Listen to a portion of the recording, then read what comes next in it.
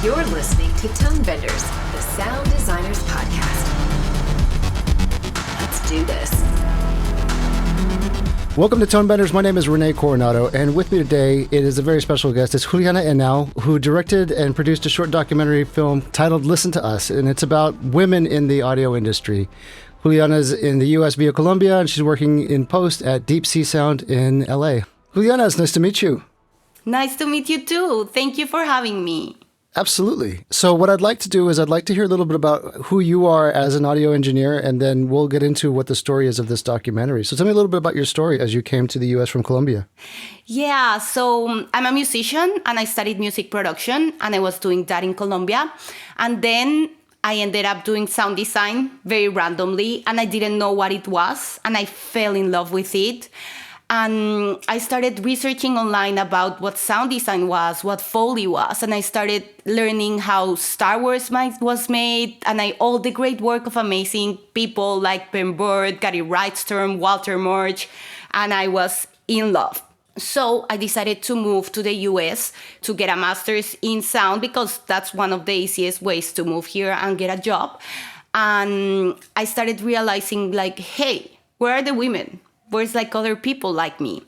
And I started researching about them. And then for my MFA, I had to make a thesis. And my advisor like suggested I made a documentary because he was like, you're always so interested in this. Why don't you like do a documentary? And I said like, yeah, why not?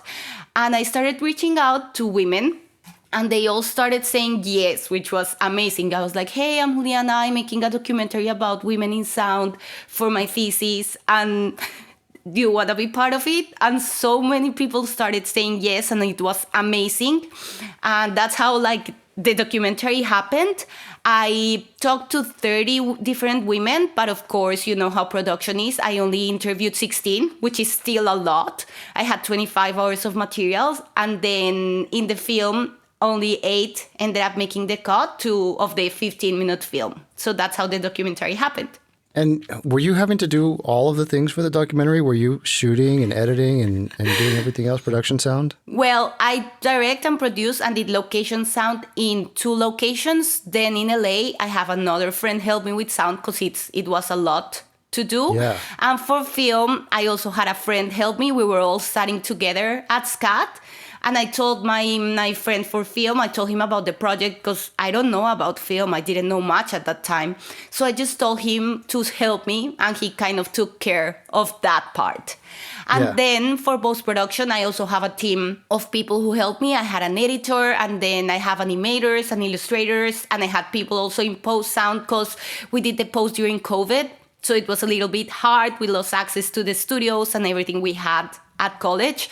So we juggled everything remotely and we made it happen, but I had a lot of help from different people. Yeah, it always takes a team, and it turned out really well. Thank you. For a 15-minute documentary, a lot of documentaries, you don't expect them to be that length. But I actually really appreciate a 15-minute documentary because it's something that's very consumable. Like, you know, you can sit down and take it all in, and it's still very dense and very high impact. There's a lot of really good stuff in every second of it. You had a lot of heavy hitters in there too. Who did you end up interviewing that made the cut? Okay, so the people who made the cut were Sherry Klein, Karol Urban, Midge Costin, Vicky Samson, Teri Dorman, Cici Hall, Paula Fairfield, and Ulriika Akander, and Anna Behlmer and Catherine Harper. 10 people. I said them like in the order of the interviews. And these people have some serious credits in the industry. These people are true professionals. And so to have luminaries like that just respond and respond so positively, that's got to be awesome. I have that experience with the podcast as well. We were talking about this, how us having this podcast just gives us an excuse to talk to the highest echelon of people, just to talk shop. And everybody that's really, really good, they're just so cool to speak to, you know? I know, right? And it's amazing. Everyone's so generous in the sound world. They want to share their knowledge. It's amazing. And as you said, we're so lucky. I couldn't believe that I was like talking to these people. It was amazing. And then at the end of the process, you have your edit together, and then you have all this footage that you didn't end up using, and you have all of these interviews, right? Yes. And you sent to Tim and me a folder of a bunch of stuff that didn't end up making that cut. And what I did, just so you know, is, so Tim sent it to me, and I just kind of put it in a playlist and started playing it down as I was cleaning the kitchen one day and just letting the edits just kind of wash over me. And it's compelling stuff. It is really, really good stuff. And we have the opportunity in a podcast format to take what you sent us and put it together and put it into some context and put it out in this episode. So that's what we're going to do. I really, really enjoyed the different perspectives of it. I think that as a man in audio, a lot of things are not obvious. We have a lot of blind spots with regards to the way that the industry treats women. But it's also very interesting when you listen to the interviews as a whole, in that all the women have different experiences and they have different perspectives. Women in audio is not a monolith either. Everyone is their own individual person. And so it's kind of nice to get that perspective as well. Yeah, that is great. That was great also about talking to all these different people, because as I said, I did more interviews than they made the cut, and you heard more things than made the cut. And it's interesting because there's all types of people. You have like people that have been doing this for 5 years, people that have been doing it for 40 years. You have people from the US, you have people from other countries. And it's nice to see how all the experiences are different, and also to get a glimpse on how things are changing and how things are better now. Yeah, so from your perspective, as a woman in the industry, is there anything that you have to add that you're not going to hear from the people that are in the interview yet? Well, I very recently started working professionally in December of this year. So I don't have the experience these women have. They've done it for years. All I can say is I can feel things are changing. People are more aware now of including women, and also people of color and people from the LGBTQ plus community.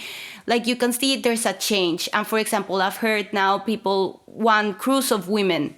People want to have more women. They want to have their perspective. They're more open. At least that has been my experience. People have reached out to me because they want to know my perspective and they want to be more inclusive. So that's the only thing I would add, but all of them say it. So that's great that things are getting better now. We're still not at a great spot. It's still only 5% of women doing sound, but maybe things will start changing sooner. We had this conversation with Emma Butt when she did her study of female representation in post. And in the UK, specifically where she did her study, it's really, really low, right? Mm-hmm. And the thing that people that are hiring and post coordinators and all of that, I think they're coming to realize, and it's important to say it more explicitly too, is that when you're hiring across everybody, when you have the best of all men and women, then you end up with a higher level crew than if you just have the best of the men. Exactly. And everyone has a different perspective, so that's good. That also makes the world creatively better, because there are different points of views, different ways of seeing the world, of hearing the world. So I think that helps a lot.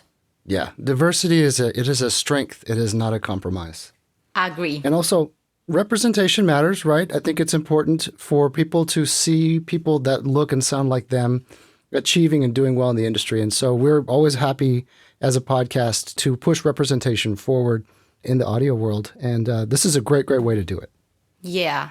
And it's amazing what you do, how we get the chance to hear all these amazing stories of how all the films and projects are made. It's great. And yeah, you've heard so many women in your program talk about their work. So that's amazing. So what I'd like to do is, you've already given me all these beautiful edits. And so we're just going to say the person's name and what her what her title is, and then we'll let these women speak for themselves with regards to what their experience has been in the industry. Great. This is Sherry Klein. She's a re-recording mixer. She's been working in the industry for many, many years. She works mainly in TV, and she was the first woman mixer in Sony. I went to Berkeley. In fact, when I got my letter of acceptance for Berkeley, there was a PS at the bottom, which said basically that they had no dormitory facilities for women, even though in all their literature it said first-year students must live in the dormitories. So I was a little perplexed when I read that. So I called the number that they said, because they said, give a call to such and such office and we'll help you find suitable lodgings. And so I called up and I said, I thought I was supposed to live in the dormitories. And they said, well, there's only about 40 of you and there's about 800 guys.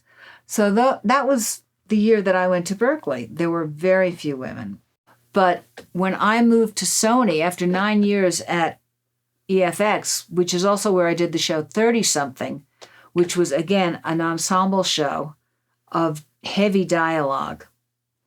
When I moved to Sony, I took a step back a bunch of years in technology because EFX had gotten digital 24 tracks. They had gotten a Harrison Series 10, which was a fully automated console. But Sony was still on an old Quad 8 board. They were still running, the multi-track machines. They still had cart machines that we were rolling in special effects, sound effects. It was such a step back in technology. I couldn't believe it. And everybody, people go, why did you do that? I did it because it was a lot. And when you make it onto a lot, that's a big deal. And I knew they were going to upgrade. It was just going to be a couple of years before they did. And eventually they did. But I was their first woman sound re-recording mixer, dialogue mixer. Yeah, I was, the first woman at Sony for quite some time. And then, but the nice thing was, because it worked out well with me, they hired one or two others. So I'll be working with what I've got, and we'll put it together, and we'll get it into a way that works so that we're ready the next morning to play it down and listen to it. Because you can't really listen to it when you're hearing it. It's taken me a long time to realize that, but when you're hearing something and working on it, you're not actually listening to it. So a lot of things kind of fall by the wayside. So when we sit back and actually listen to what we did the night before with fresh ears the next morning, we hear all kinds of things that we didn't hear before. I might hear all of a sudden a fill is missing, or we might hear a change in the ambience, or we might all of a sudden look up and go, oh, wait, he's outside the door. I have to fix that because I didn't realize he was outside the door when I was mixing it, because I was just kind of hearing it. Or I want to change a futz. It's not loud enough. Now that the effects are in, I need to. So we'll update everything and get it to a point where we can then play with our associate producer who will come in for his playback. Because on a 3-day mix, the executive producers come in the next day. And also, there's ADR coming in over 2 or 3 days, especially on a show like Queen of the South, which I do. So we're getting ADR constantly. So sometimes the morning of the playback for the executives will do it. So as far as the team goes, it's a very gentle balance. Absolutely. There's been a tremendous camaraderie amongst the women that are, right now there's so many more female mixers on dubbing stages, dialogue mixers, effects mixers, and it's not uncommon to see a woman on the dubbing stage. It's become common. And every facility has lots of them, lots of us. It's very strange. It's like, it's just become, chairs need to be occupied, and women now have the capability and the knowledge to do it. And it's been wonderful to see over the years. And there's a lot of camaraderie. I mean, as women move up into the dialogue chair, I've gotten so many phone calls from women who are moving into the dialogue chair because their effects mixers were, they were the effects mixer, and the lead mixer got another position or another gig, and they got moved up. And it's wonderful. I think the industry has totally opened up to having women on the console and in the business and in our position, the positions that we're in right now. I think the days of people saying, wow, I've never seen a woman, mixer before, are over. And thank goodness. And that's how I always balanced all the intense work and all the heavy work of everything, was to take off and just go travel. Balance that. It's not so much that I have, a lot of times I have weekends off. Sometimes we work through weekends. I have a partner who I've been with he and I have been together 9 years. In the past, it's been a little more difficult because I've been in a relationship. When you're a woman, and you're with a guy who doesn't quite know the industry, it's difficult to make plans. And sometimes they get very upset when they make plans and you're not available when you think you are. I used to say, don't make plans. Don't make concert ticket arrangements because I can't walk out of a session and I don't know if I can finish on time or not. It's not me, it's the producer. If they want to go into overtime, they want to go into overtime. I can't just say, oh, I've got tickets for a concert tonight. Can I leave? Doesn't work like that. A lot of times these days, you can say to your producers, hey, I've got something coming up, at this hour.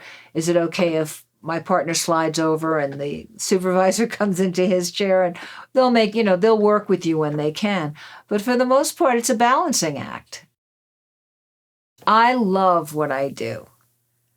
I get to walk into a big sandbox every day with a lot of crazy, passionate, talented people who blow my mind and who let me create and paint picture with sound. And they pay me for it. So it's hard to draw the line. I think I'm drawing the line more at this point in my career and in my life because I want more personal time, but I don't want to give up my creativeness. And my creativity is at the console, mixing sound. I think I'm very, very lucky. I've had 50 years in this industry between music, record engineering, and post. And each segment of those careers was a dream come true. And at this point in my life, to even be still working and still loving it is just the coolest thing in the world. So no, I don't think I've ever given up on a dream because of this. Okay, so one of the things was why do you think there's no more women in sound? And also some of these women have kids, and I was super interested in that because I want to have kids. And it's so hard for being a woman and having kids in this industry. That's one of those blind spots that men have. When a child comes into a man's family, he just keeps working. Exactly. And we don't think about it enough. Exactly. So I talk about it with some of these women, and April and Ulriika told me a lot of how they make it work. So she changed the rules when she had her kids, and she started working from home, and they allowed her to do that years before COVID, before this was possible. They helped her do it with the director. She works a lot, and she was able to do it and be with his kids. And April also started changing the way she worked and the media she worked so she could take care of her kid. It's something that new women in the industry are interested in. I talk about it with Kim, and she's like, yeah, I want to have kids and I have to figure out how am I going to do it. Because we have to stop working and then you get behind. So it's very tricky. Especially if you're primarily freelance and then you don't want to lose your clients. Exactly. And then let's say you take some time, but then you want to be there. You don't want to be working 14 hours a day and never see your kids. Yep. This is April Tucker. She's a re-recording mixer and sound editor. She has an amazing blog, and she has worked in The Bachelorette and Miss Congeniality, but now she's working more in ads for film and TV. You have to be invested in it, right? But you can't be so invested that you take it personally when someone gives you criticism. Because at the end of the day, they're the ones paying the bill, right? We are service providers. We are, we're the waiter that's going out to the table and saying, would you like the steak or would you like the steak or do you like the lobster tonight, right? But sometimes we forget about that because if we're also the chef and we're the waiter going out there and we're having to think about having good service, we're always have to think about good food, you're being pulled in 100 different directions.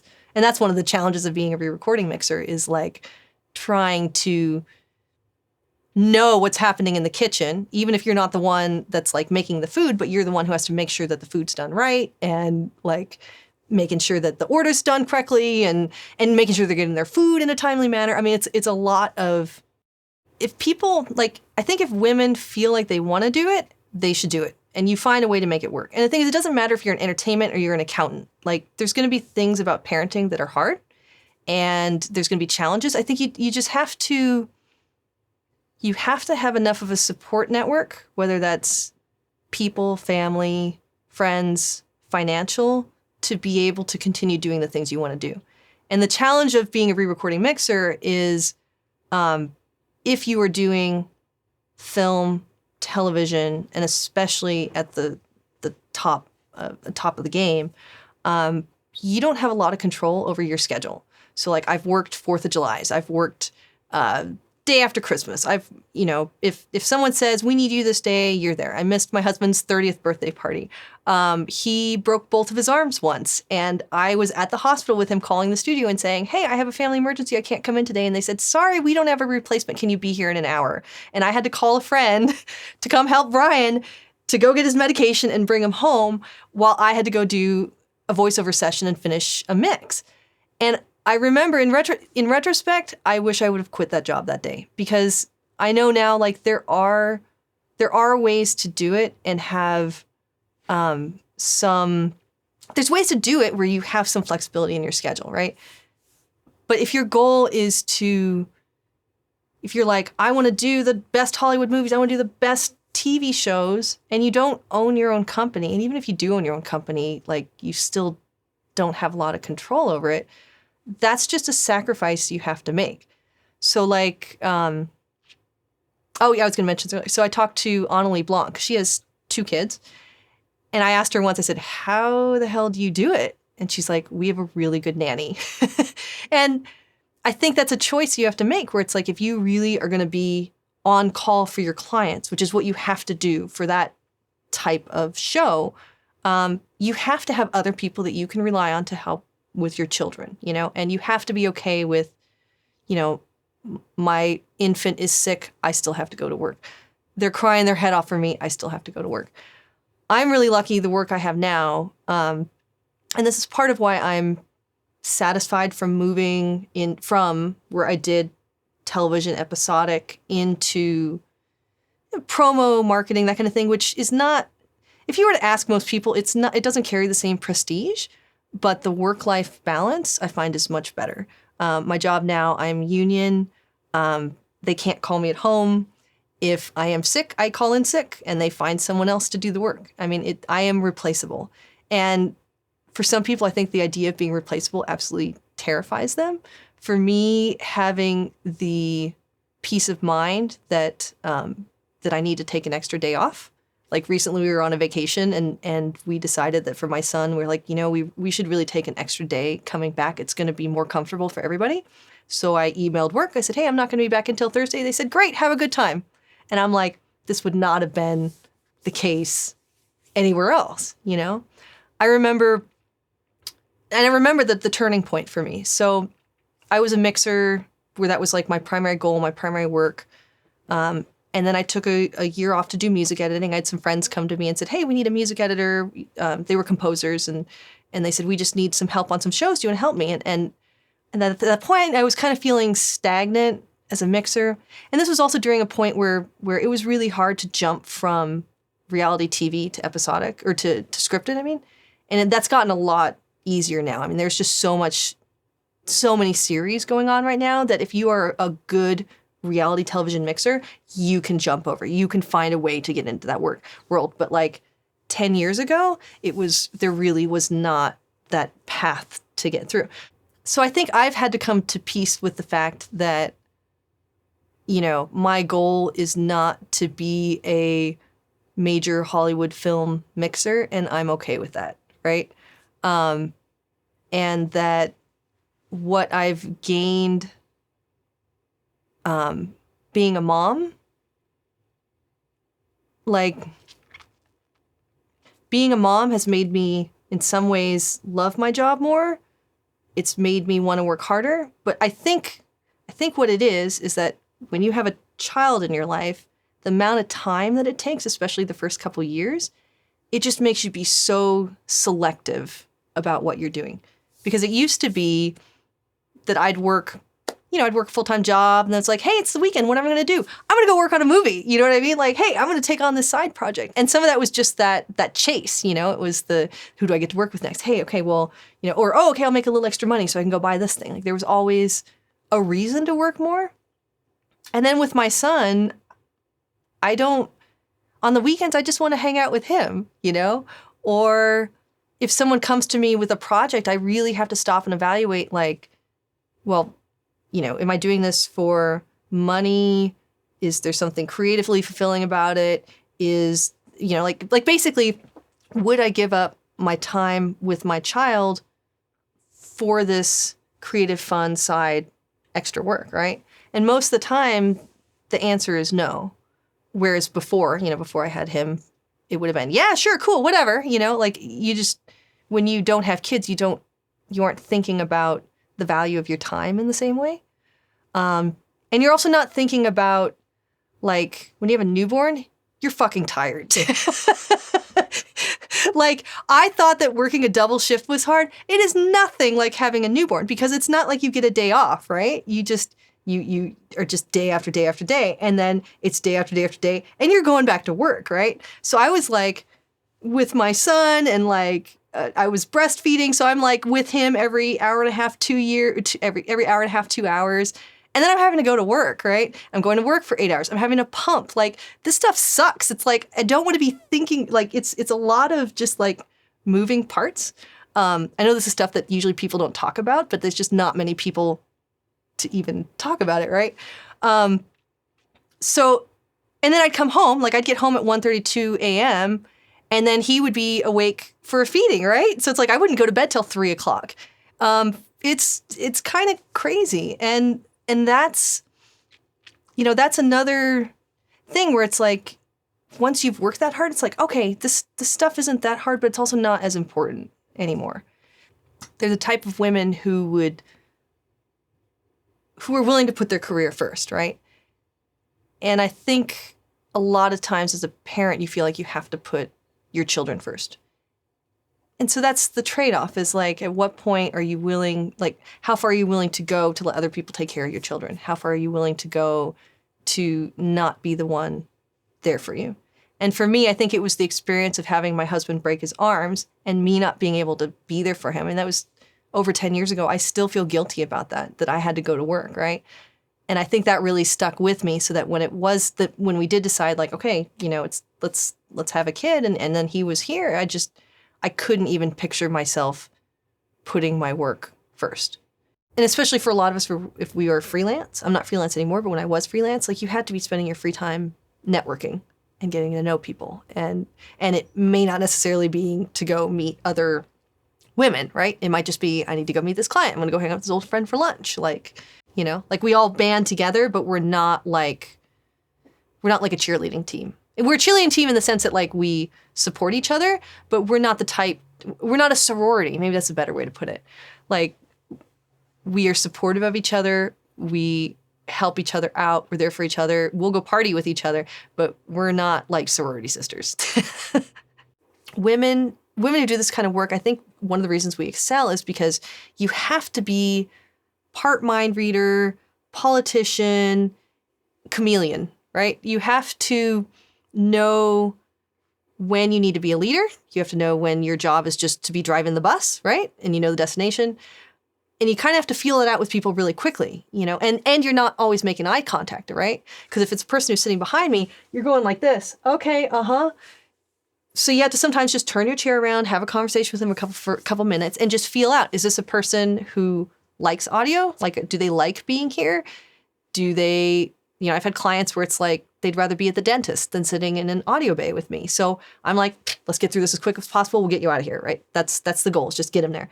There's people who want to play around. There's people who want to tell you what to do. There's people who want to push you around, right? There's people who always want to be right. So you have to be like, have you considered, what do you think of this thing? Even though I'm trying to tell him this thing sucks, let's change it. Well, what do you think? Like how would you like to handle this? And that's the difference between sometimes you are the server where it's like, would you like the steak or the lobster? Or is it them saying to you, just bring me food, I don't want to think about it, and you go in the kitchen, you grab food, they're going to be happy. And you're having to do this sometimes with people you've never met. You're doing this with people have a reputation for being difficult. You're doing it with people who don't even want to be in the room with a woman. Like, there's a lot of different possibilities and circumstances that you could find yourself in.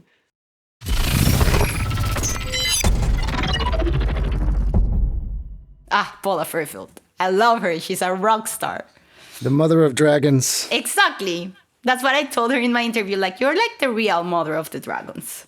She knows. She's amazing. She's also helped me so much. She reached out.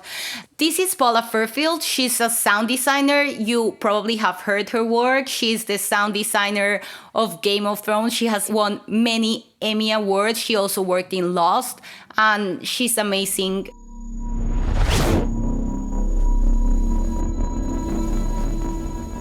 Well, you never know that's going to happen. I mean, that's the thing. I mean, I always say, work on projects as though they're Oscar winners or Emmy. You know what I mean? Like, always do your best work, because you don't know who's watching. You don't know when the work is going to kick into high gear. And sometimes we take jobs that maybe aren't our favorite wheelhouse, because we got to pay the bills, whatever. But I always try to find something interesting in each one to either learn or to explore or whatever, to make each project special, because, you just don't know. I mean, you don't know what people respond to. It has a lot to do with so many things, including the show, but beyond that, what's going on in the world, what people are attracted to, what people need in their world, what they welcome and go after and follow, feature films, you get 2 hours maybe, 2.5 if you're lucky. But these shows you get to kind of build a relationship with the audience, which is really fun. And then if it goes into multiple seasons, well, you're hanging out for years. So when I came on was actually kind of perfect, because in the case, my job being the fantastical elements, the White Walkers were barely introduced. No whites so far, and the dragons were tiny little babies that were toddlers in season 3. So I took them on, and in some ways that was great. I think if for another designer to come in season 5, 6, that would have been tough to kind of figure that out, because it was like an ever-growing organic thing, the sound design for the dragons, because I didn't really think about it till season 5 when I realized, every year they're going to get bigger and bigger, and what that meant for the sound design. And so it's been wonderful to be able to see it through to the end of it and kind of go through all that stuff. It's like, toddlers to teenagers to gigantic, aircraft, to dead to icy to, all that stuff. It's been really kind of a fun ride. The last 4 were feature length. The sheer amount of work in every episode, I mean, it was nuts. And, if you compare those episodes, which are feature-like, to feature films, we still didn't get near what a feature film would get for a normal film, let alone a film like that with that much CGI and all that kind of stuff. So, I think it's a testament to, from the sound point of view, to the sound team and what we pulled off. And I think part of it had to do with the relationship that grew amongst us over the seasons, because we were all together, same team, from season 3 right through to the end. And so by the end, it was, I remember looking and thinking about it midway, thinking what a fantastical collaboration it was, how everybody just knew their job so well, but helped each other kind of get to the finish line successfully, and, dug in to try to figure out workflows that worked for everybody, because what everybody faced on every level was really almost impossible, and yet we somehow did it. But every year I tried to really think about how I could bring my work to the next level, not just with the design, but with the workflow, how I presented work to the stage and passed it on, what I could contribute to just make it better as a show and better in the workflow that we all kind of engage in, because it's, that's filmmaking, that's post-sound, it's a team sport. So sound design is one of these things where you can be kind of a little wild and crazy, and not necessarily to break all the rules as part of the fun of it. dialogue is very, very precise and very, it's beautiful for the people that I know in my world who are good at it. I'm in awe of them.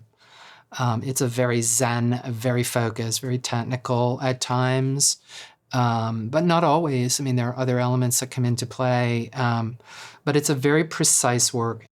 But I also recognize that for this my generation of women who have managed to persevere against all odds, it's really important that we stand up to help encourage and open the door now for young women who are interested, because it's still a problem. I mean, that we're still not in great shape in 2019.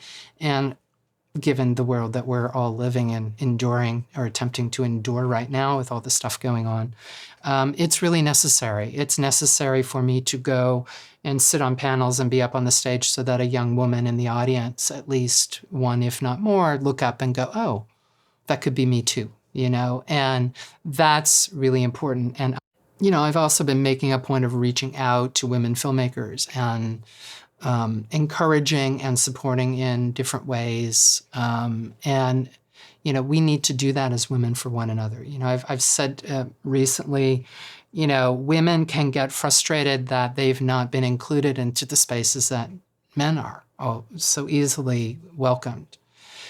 But one of the things that we can learn is that, you know, one of the wonderful things that men do for one another is they support one another.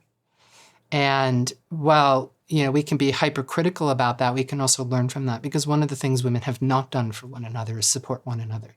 And that comes from a lack of opportunity. So it's like a bunch of ravenous dogs going for a handful of opportunity, but we need to change that. And I think that's where we're at now, where there's a lot of attention to it. And, you know, both cultural diversity and gender diversity the doors are getting blown off, because enough already, you know. But it takes all of us reaching out to one another, supporting one another, and creating opportunity. And so, yeah, I see a kind of a responsibility in doing that. I also feel like the kind of job I do as a sound designer can be highly technical, and building your own studio is like having command over your tools, your brushes, your canvas, your paints, if you're a painter, all of this stuff. I want to know how all this works. I want to be able to take it apart and put it together again in however which way I want, so I can create my own workflows. And stuff like that has definitely changed how, you know, my evolution as a woman in this industry. But I don't want to see or hear another generation go through Me Too moments ever again. We've heard enough, and that has to change. And now that we're aware that it goes on, it needs to freaking stop. And so that's the other thing. The more we talk about it, the less it can go on, certainly in the light, let alone the shadows. You know? And sometimes it's very subtle. I think I knew for years, every time I walked onto a new stage, I would have to prove that I could do the job before they would take me seriously. Whereas if a male colleague who was at my level or maybe even lower walked on the stage, it was assumed he'd figure it out. We'll help him out. He'll get there. And that is not, those kind of concessions were never made for women. So, you know, I said, you know, in the past, they'd look for every reason not to hire women before they would. So, you know, there were lots of things as women, you'd had to be 20 times better. You could never make a mistake. Heaven forbid. You know, meanwhile, you know, dudes make mistakes all the time. We all do. It's part of human nature. But men are more willing to support a man who fails than a woman. You know, you're not allowed as a woman to fail, ever. You know, because the second you do, you lose all respect. And it's crazy. And it's still like that, you know. So it just needs to change. The balance needs to change, and it is changing. And, you know, as we all work together as a community of filmmakers and creators, you know, but that's part of it. It's like, it's not just sound women. It's, for instance, women who are now directing, because it's been a problem. They're getting directing jobs, but they're not hiring women to do the sound.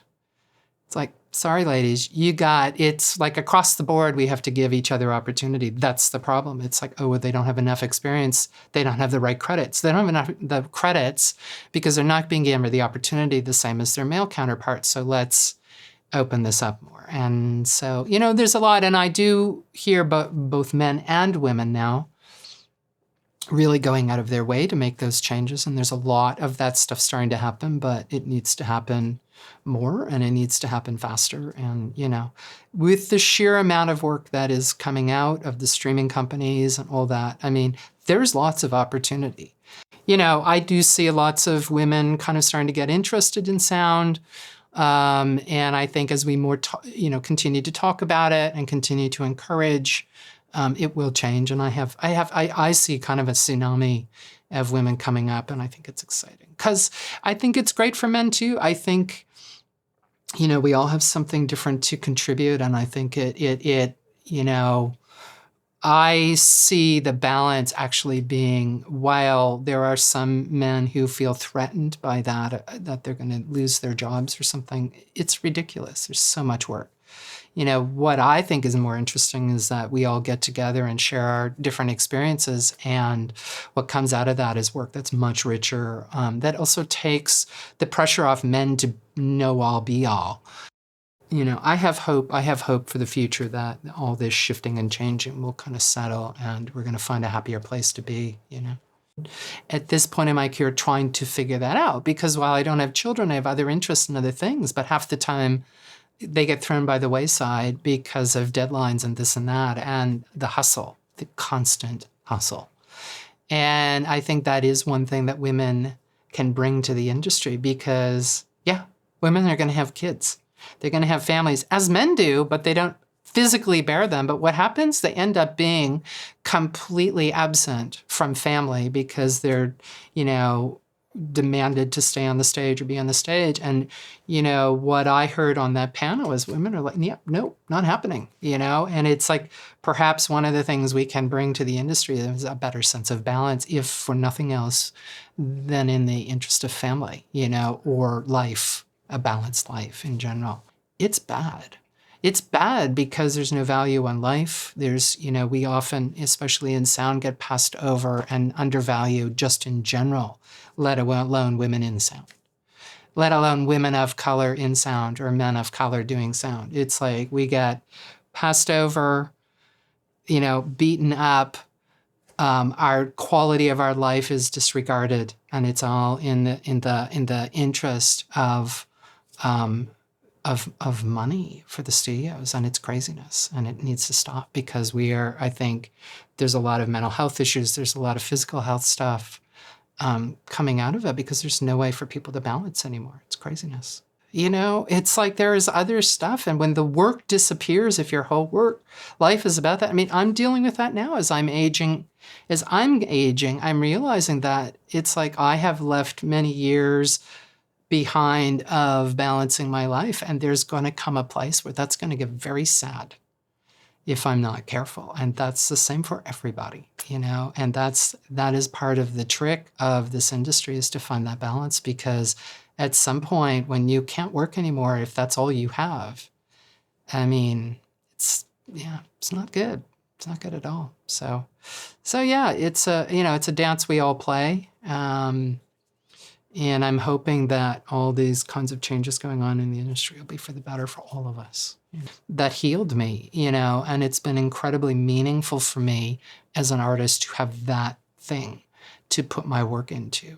So I was lucky, and lucky in that sense for that period of my life that I had nobody else that I had to worry about except for just putting myself back together. I mean, I thought often, my God, thank God, no children, because I don't know what I would have done, honestly, But that's the thing, your life takes these kind of weird courses as you live it, and that's what we're here for, living and learning. And I mean, I had to walk through the fire, and like I said, I had dragons to walk with me, so that was kind of cool. And what changed over the last years with my life blowing up in my face was I discovered what I felt had been missing from my own work, which was an emotional element of me. It was always at arm's length.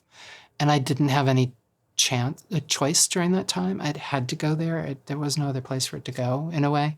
So having to put my emotions into the work and then seeing people respond taught me about that kind of dialogue. And I'm really kind of fascinated with it. And I saw the power of it and how powerful it can be. And so now the work that I do, I search for those things to bring to it. So it's a deeper experience, and the conversation I'm having with the viewer is a deeper, we might be able to connect on 4 or 5 levels maybe, unbeknownst to the viewer perhaps because of what I've put in. But as people respond to different things, it's really interesting because sounds like that. It's primal, it's visceral, it's emotionally charged. So playing with those kinds of ideas in terms of constructing story is really cool. And now I'm all about that. My early resume here was just some of the, not even B movies. They were like C and D movies, that I was doing for nothing. But that's when you're honing your crafts. It's like a lot of bad horror, a lot of nasty, nasty, nasty, nasty creature features. But now I think about that time and look back and think, oh, I did a film. One of the early ones I did was called Blood Surf, a.k.a. Crocodilus with a K. And it was about a gigantic, oversized crocodile. And in some ways, that was my first big creature feature. And, when I think about it now, it's funny because here I ended up doing dragons, all these years later. But, the good news is it's happening. And I suppose now, as more and more women break those doors open, that will become the new paradigm. It's, how about her or him or her or him or her? It's not weighing whether she'll be able to do the job, because there's tons of women who are have risen or are rising to this level who are capable now. It's just now those doors have to be opened. But to see women finally kind of coming into their own and being recognized and most importantly respected, that's all. It's all we ask, to be treated the same. That's it. Give them the same opportunities and be treated the same. And my biggest issue right now is I feel uncomfortably and being on a pedestal of sorts because there are so many women who are not necessarily been recognized yet, who are as good, who are working at this level. There's a lot of women working at this level. It's the doors must open now to allow them to do that work, Give the benefit of the doubt to women the same way as you do to men, Support women, even if they stumble a little. This is how we grow a stronger industry, by that, by helping each other out. And I am seeing it happen more, and I'm hoping that, a couple of years from now, we don't even have to have this conversation anymore. It can be. The whole industry can be hard, and, sometimes it feels like you're getting kicked hard. Whether that is being asked to work ridiculous hours and perform impossible tasks at a drop of a hat. I always call it the 1, 2, 3 make art realm, which is, it's very demanding when your job is creative on a daily basis and it literally is 1, 2, 3 make art, because of course art does not happen that way. But I've gotten better at it because I'm less anxious about it, because I have a place that's calm. And it's gotten me to a place where I'm not intimidated by 1, 2, 3 make art, because I know I'll figure it out. And if I need to take a break and sit outside and stare at the sky for a bit or stare at the mountains, and I do. But yeah, it's it has given me clarity that no other place. I just want to be the best that I'm capable of. And, if your goal is to constantly keep growing, then there really is no end to that for you. Now I have the Skywalker women. This is Kim Patrick. She works at Skywalker Ranch. She does a lot of sound editing, and also she's a Foley artist and Foley editor. She has worked in films like Thor Ragnarok and Rogue One.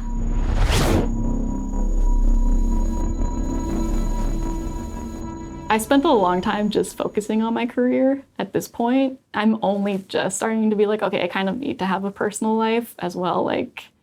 For me, I just can't have it all be about my job. As much as I love my job and I love coming to work every day, it's I would like a family and those kinds of things. So I have to consult the other women that work here because, some of them have done it. They've done the career and the family, but I think it's really challenging to do that. And I'm starting to get into that point where I'm like, okay, if I want to have kids, what does that mean? What do I have to do career-wise? Will I be able to come back after I have kids? Just because of how the industry works, I feel like once you're in, that's just part of it. Like, you have to stay in the industry to stay relevant. So to leave for a certain amount of time to have a child is kind of scary to me, because it's like, well, am I going to have to give up all that I've been pursuing all these years? But I really want that as well. Like, I want to have both. How do I make it work so I can have both? And I don't know yet. I don't know how you do that. And it's like, just that journey's just beginning for me. Like, just me thinking about it is like, that's very new. Before, it was very just like, okay, I go to grad school. Okay, now I find a job. Okay, I found a job at this awesome place. Now I got to figure out how to stay at this awesome place. As more women start to progress into leadership roles, I think it will shift, because those women, in theory, will have had these same questions and dealt with these same issues, and we're all trying to figure out, how do we do this? So I feel like the women that progress into leadership roles will be able to pass down their knowledge and, like, this is how I made it work. So that's also why it's important to have, women in these types of roles to begin with, because of their experiences, both on the professional and personal side. That's also what's really exciting about the job, is you kind of don't know what your day is necessarily going to be like when you come in. You have this plan, but then sometimes things just totally shift in the middle while you're working. You're like looking for, I don't know, like a punch or something, and then you come across, while in those files, some like weird, I don't even know, cloth movement or something, and you're like, oh, this will totally work for like this person's wings or whatever, and you start cutting in, and you're like, okay, I'm gonna cut all these wings now because I just found the perfect sound for it.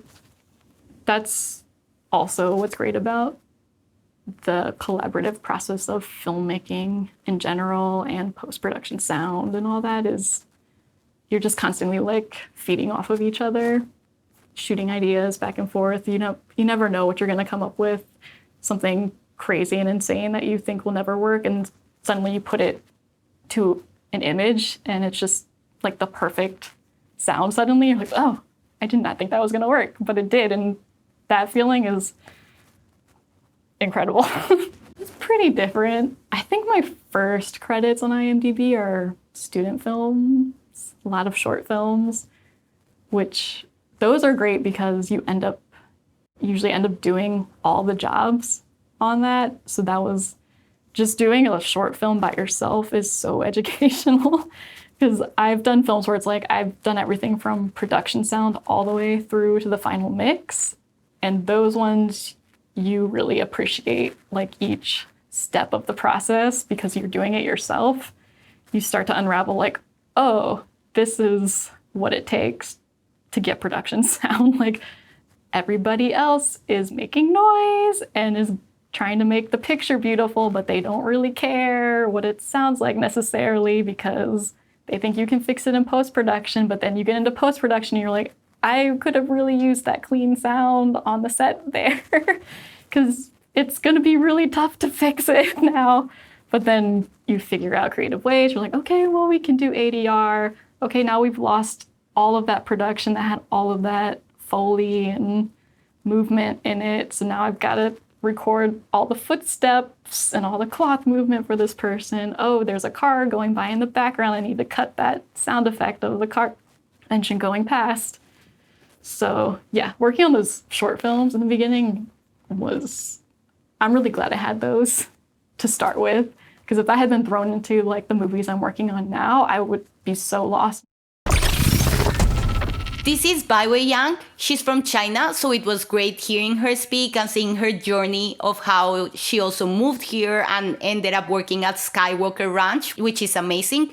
She's a supervising sound editor, and she also does a lot of sound editing, and she has worked in Toy Story 4 and Knives Out. Actually, she and Kim are like best friends, and it was great hearing them and interviewing them and hearing about their friendship, because I see a lot of what happens in this world. There's a lot of camaraderie between women. So it was great hearing them and learning from them and how they work together. I still have the chance to preserve my culture, like my view. And because I got all this chance to work on Chinese films, so I feel like I'm really close to the market, and really close to my culture too. And so, yeah, it's just it has been a really good experience. And because I could speak the language, so there's oftentimes with the clients, if it's a Chinese project, oftentimes, directed by a Chinese director, and then I could, communicate with them, in Mandarin. So that's been like really special for me. Never really put the gender filter on myself, the lens on myself. And oftentimes I just don't even think about like I'm a woman working in this industry, because in a way I'm really lucky. I'm out of school and I came here right away, and I got to work on these projects, and then it just started building. So I was like, in a way of I never experienced anything negative. Especially I never experienced anything negative towards my gender. So like I always just felt like, okay, this is me. I'm a whole package. I can do sound design. I can cast sound effects. I can record. I can record. I can be a mixer too. And at the same time, I'm female. Like I don't really emphasize that I got to be as good as someone else. I just have to be me. And then if you don't hold that lens, if you don't try to hold that lens, you just can't be a better you, and you can grow into a better you too. And just focus on the skills and focus on the story, and then just work, no matter who you're working with, what project you're working on. I'd rather be hired as because I'm good at my job, not like because you're a woman or because you're not a woman. But I know it's difficult if you have encountered something that that's not fair. But as for my personal experience, that never happened to me. So like I get to kind of work with a clear mind. When I first started working here, it's really a dream came true, and I really loved what I'm doing. So for the first couple of years, I didn't even think about outside life. I just want to be here. Like I just want to. Like even on weekend, I want to work on my stuff. I want to record. Like even I'm at home, I'm very exciting time in my life. And then I was really focused and like didn't even think about like this is what I like. It's my hobby and work. Like I don't want to ever get out.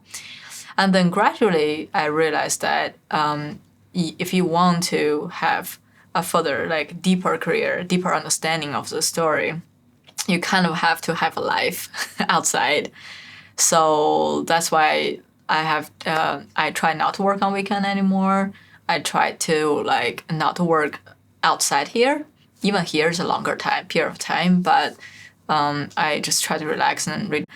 If you explore more outside the work, I feel like I have a better understanding of what's inside of the film. So in a way that helps. So I feel like I have a balance right now.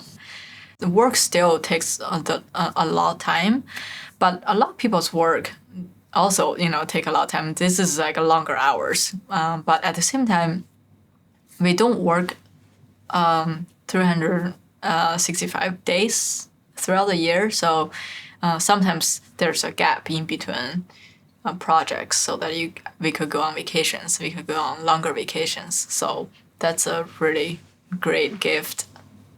Cheryl Nardi is one of the really excellent dialogue editor here, and she actually taught me how to really cut dialogue, production dialogue, like hand in hand. And I really appreciate that. And then it's just the way that she treats this job, because cutting dialogue it's fun, but at the same time, it could be tedious, especially you're dealing with really, really noisy production sound. But it's just the amount of joy that she experienced during the cutting, and she could like hand it over to you and you feel the same joy. And then, she became another role model for me. Like anytime when I cut dialogue, I have to go back and then talk to Cheryl. If you think about this job, it requires a lot of crafts. It's like it's an art form, but also it requires a lot of craft. Like you have to kind of polish that over the years and to be able to be good. This is Danielle Dupree. She works at Skywalker Ranch as a re-recording mixer too, and she has worked in WandaVision and Loki. She was super interesting. She's amazing. She said so many great things because she's also an immigrant, so it's interesting to hear her perspective. Documentaries are such a good way for a large amount of people to learn something that is happening in a different part of the world that they really need to know about and have no other real way other than reading the news 24/7. So I like working in documentaries because it feels like you're contributing a little bit differently than you typically are with like a big budget thing. Plus the workflow is a lot different, it's a lot faster. It's for the most part, a very quick and dirty way of working. So you really need to focus on the story and focus on bringing the viewer into the reality of whatever you're talking about. You become really, really close with the people that you work with. Some of my closest friends work here. I met here. My closest, I would say, the closest thing I have to a sister is another woman who works here. We started around the same time. And we've been working together for, I think, 7 years, and we've been best friends for 6 years. And we just, I watched her go into labor with her second kid, and I held her babies when they were hours old. And when I went through my first heartbreak in my 20s, she was the first person I went to, and she she said exactly what I needed to hear. And we've, in many ways, gone through so many things together. Not to mention what happens at work, Tough, but I think it's important to have realistic expectations. It takes a while. In industries like this, it takes a really long time to work your way up, particularly when it is a male-dominated industry. I feel like I've been really lucky. The last couple of years have been really good. And I think that it kind of works to your advantage a little bit being a minority in the situation. It makes you work harder, it makes you tougher, and it thickens your skin. And I think that really helped me when I started to try and maneuver my career into the next position. It made me realize I have less to lose. I've gone so far and I still have so much farther to go, and why stop now? Everything else has worked out. Keep going, keep going, keep going. Ask the uncomfortable questions, ask for work, ask for the opportunity, and the worst thing that they can do is say no. And if you were to talk to me 7 years ago, in my early 20s when I first started, the worst thing they could do is say no, but oh my God, they might say no. But now it's like, if they say no, it's fine. Just go ask somebody else and then come back 2 weeks later and ask again and ask again. I am trying to draw that line. I'm trying to have a little bit clearer boundaries of what I take home with me and what I give up for work and what I say no to. And it's hard. It's hard when you care so much. It's hard when you work in a industry that's so competitive and requires a lot from you on a daily basis. My biggest thing that I'm trying to focus on right now is understanding what is the difference between work for work's sake and what is work that will propel my career in a strategic manner. I think that particularly as a woman, I got so caught up in getting on the ground and getting dirty and taking on a giant workload and proving myself that I can do technically complicated projects and creatively demanding projects. And I can do it all at once, and I can do more, and I can say yes to everything. I won't get tired, and I will just go and go and go and go, and I can work harder than him, and I'm stronger than him, and let me prove it to you. And I think that gets you to a certain place. I think that was important for me. Not everybody, but important for me. And now I'm realizing that the time has come to be a little bit more strategic. I've made that known to people. I work hard. People know that. And now I think it's time to approach it from a more of a confident standpoint of, yes, I will do that for you because that helps me. No, I will not do that for you because that's a one-way street.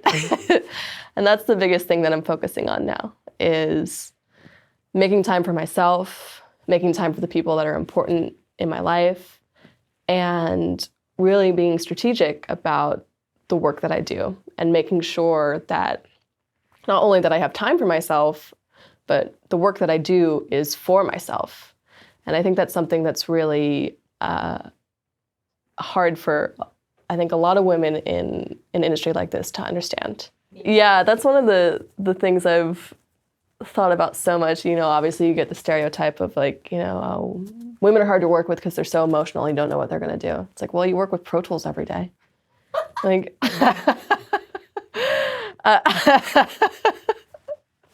I'm a lot more stable than Pro Tools.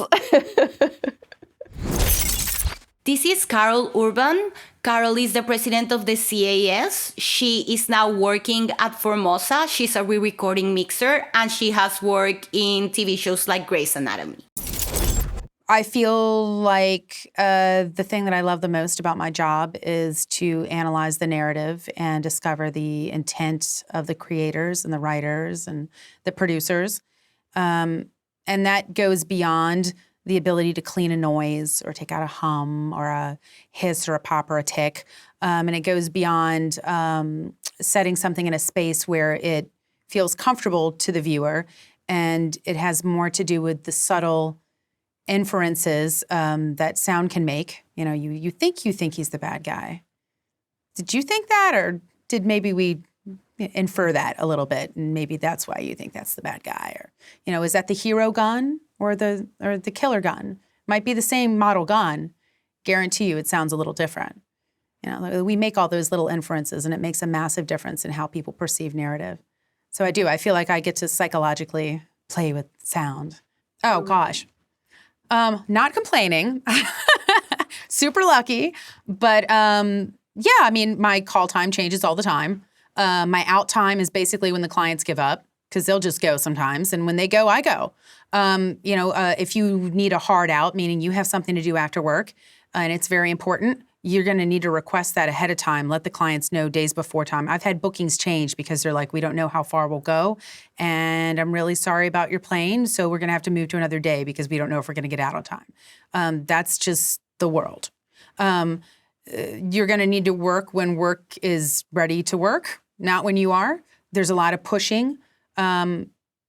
It's constantly a game of Connect Four about whose job can you put here if this one moved there and that one moves 6 weeks, and so now you have no work, but you just told that one to go away because you were booked on this one, and that is the battle of what we do.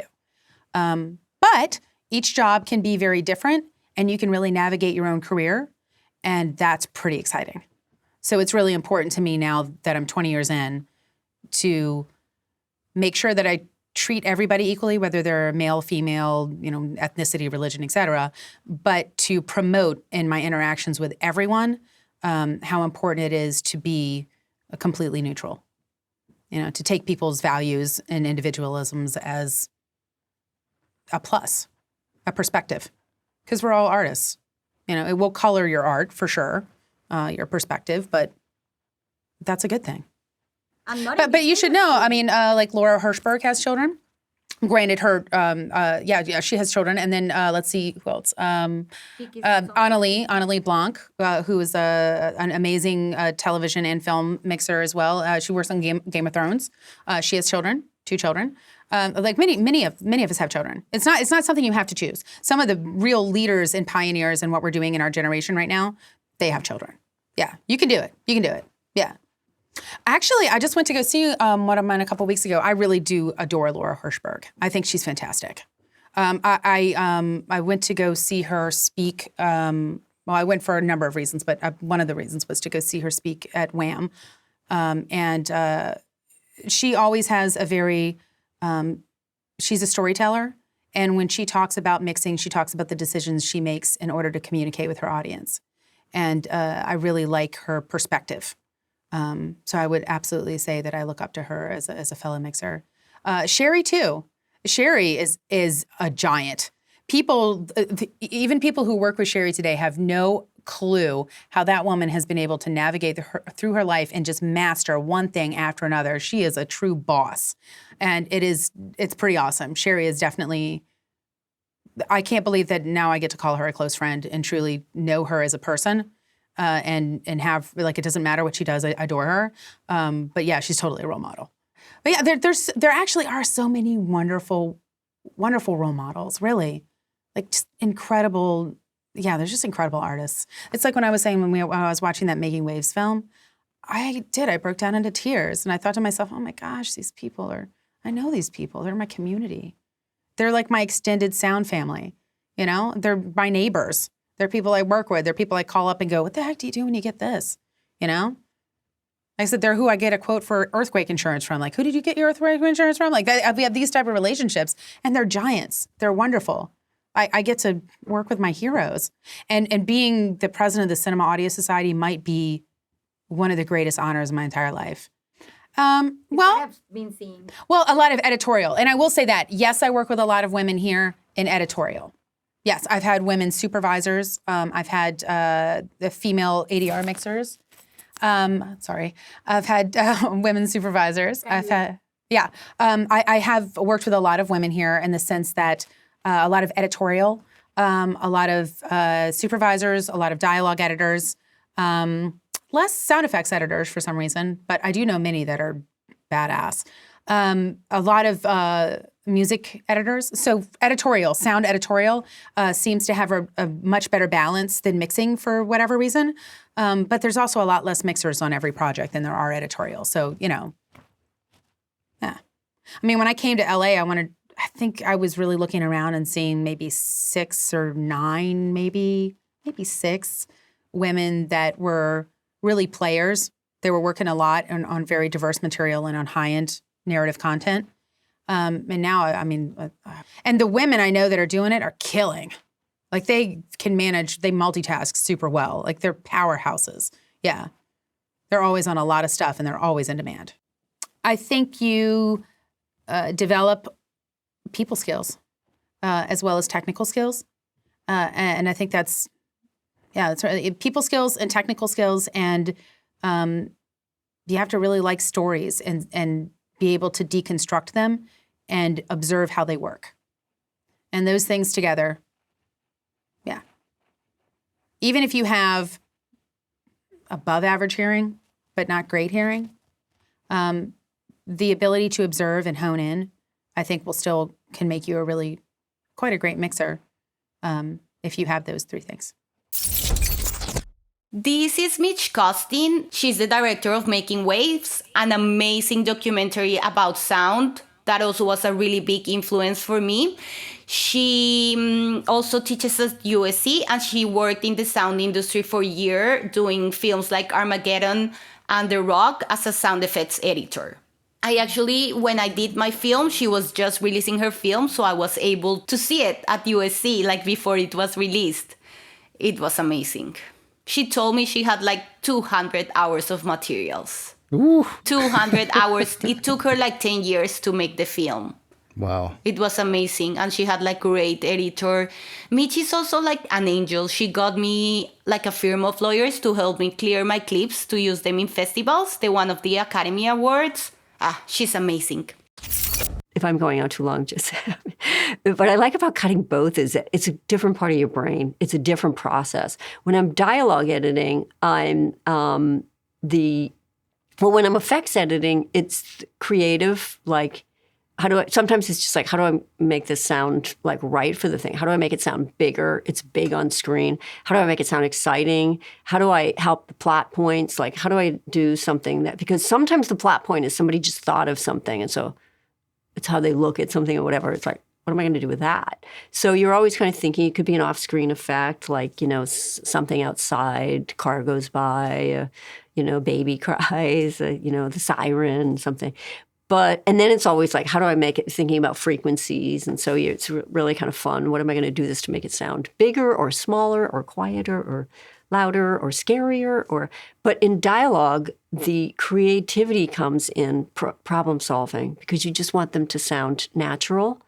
And if somebody stepped on somebody's line and you're missing an S, you just go and you grab an S and you put it on. And it's very detailed work, but so satisfying, because you just want that performance. And you want to maintain that original performance. So I would do anything not to put anything against ADR. ADR is lovely and wonderful, especially at the professional level. At a student level, it's really hard to do because ADR, it's like if you have to match the original production, the variables, like even just now here, what is my voice? This is a pretty dead room. It's a mix room.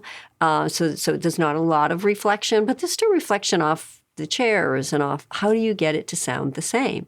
And also when they come back, it's like, is the actor in the same, like think of the energy that I have right now, and am I in the same, so am I in the same pitch? Am I in the same frequency range? And it's like, the variables in ADR are so difficult. So I would go to great lengths to steal stuff from other takes and get them to sound like the one that the director chose. You always want to give the director what they wanted. So if I never, far be it from me to choose a take, I would always if I did an alternate, I'd let them know, this is an alternate if the original doesn't work. But I would try to always make the original work. And that's really fun, that the fun in that is, it's like creative problem solving. So Making Waves, The Art of Cinematic Sound is a documentary that I produced and directed. I have two producing partners who were with me all the way, Babette Buster and Karen Johnson. And then we have an amazing editor, David J. Turner, who was a student of mine when we started, because we started 9 years ago.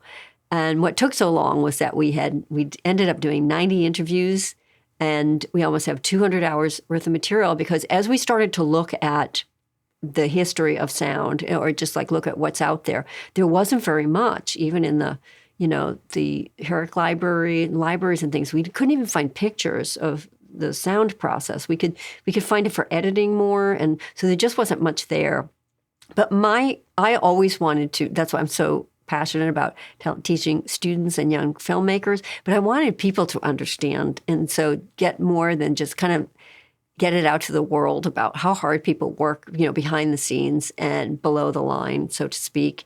And also, but particularly about sound, because I love that it brings awareness to their sense of hearing and listening and also brings awareness to these people who do it. And then also we have people like Pat Jackson, and she was an editor on Apocalypse Now.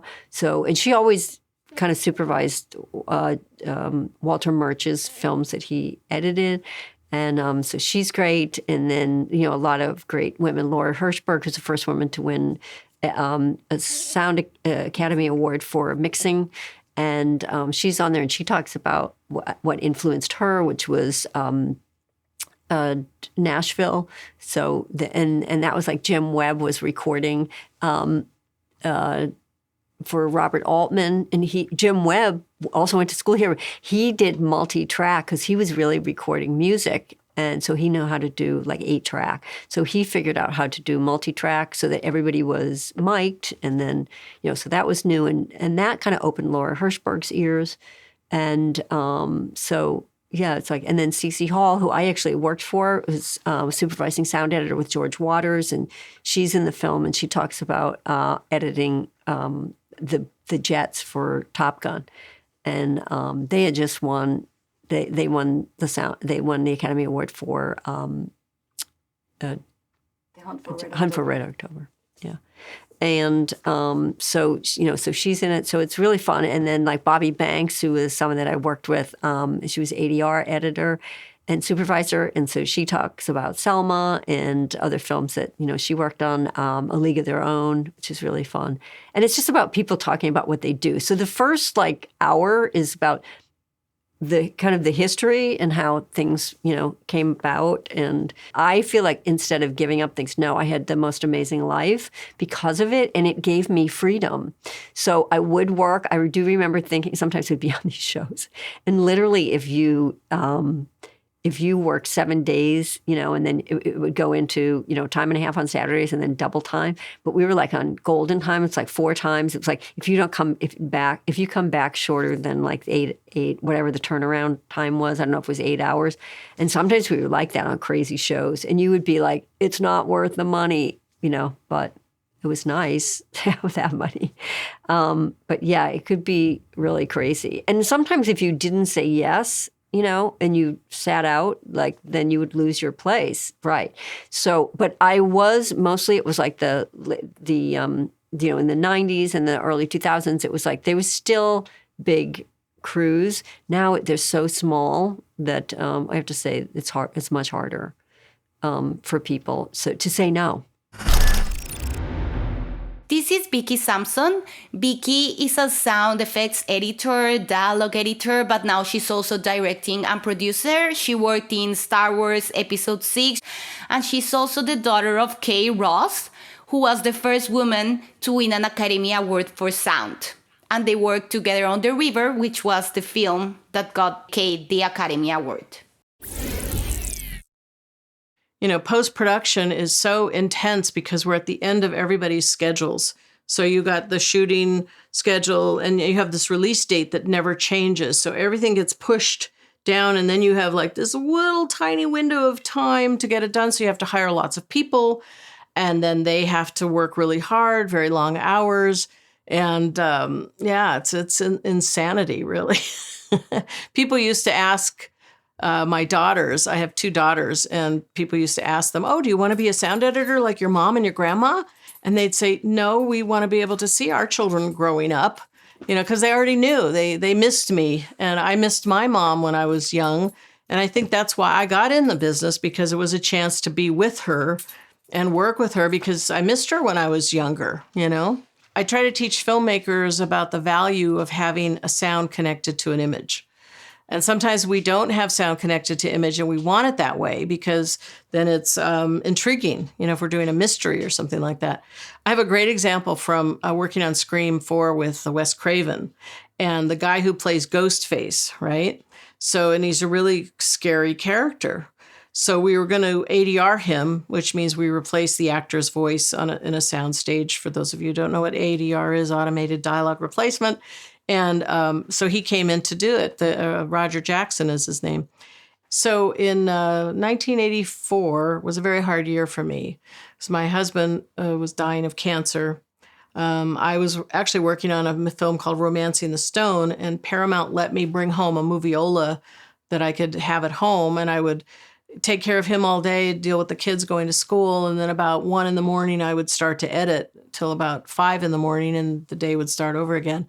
It ended up actually winning one of the MPSE awards that are up there, which was very meaningful for me. It was a very tough time, and then while he was sick and dying, my mom and I worked on The River, and this is where she got her Oscar.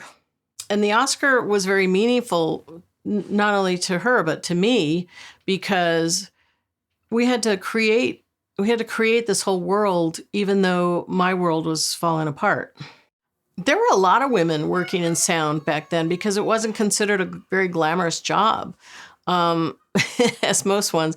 Like most film editors were women until men discovered, oh, film editing is just like this far from directing and it's this far from writing. And so they started taking over stuff like that.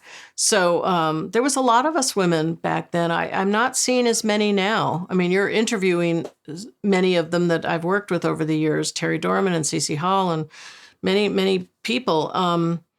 And I'm not sure why that is. I think it has to do with the balance of work and family, because it's a very challenging job to hold if you have a partner, if you have children, if you have pets. When I teach, I warn the women students, which are very few and far between, who are interested in sound. It's a tough job to do because you have to really devote yourself 24/7 to it, and it makes it very hard to get away. And it sells into that whole thing about, don't hire women because either they're going to get pregnant, have babies, or they're going to leave the career or something like that. So I think that's why there's a lot of career women in sound who don't have children, which is sad because, I mean, maybe they wanted children, maybe they didn't want children, maybe they wanted to devote their lives to their careers, which is fine. But it's like Katharine Hepburn always said, men and women should live next door to each other and visit every now and then. But for us in post-production, because like I said, we're so squeezed at the very end, we sometimes work 7 days a week, 15 hours a day, and then we still have to drive home and back again. So your work is my mom used to say, your work is only as good as your last reel.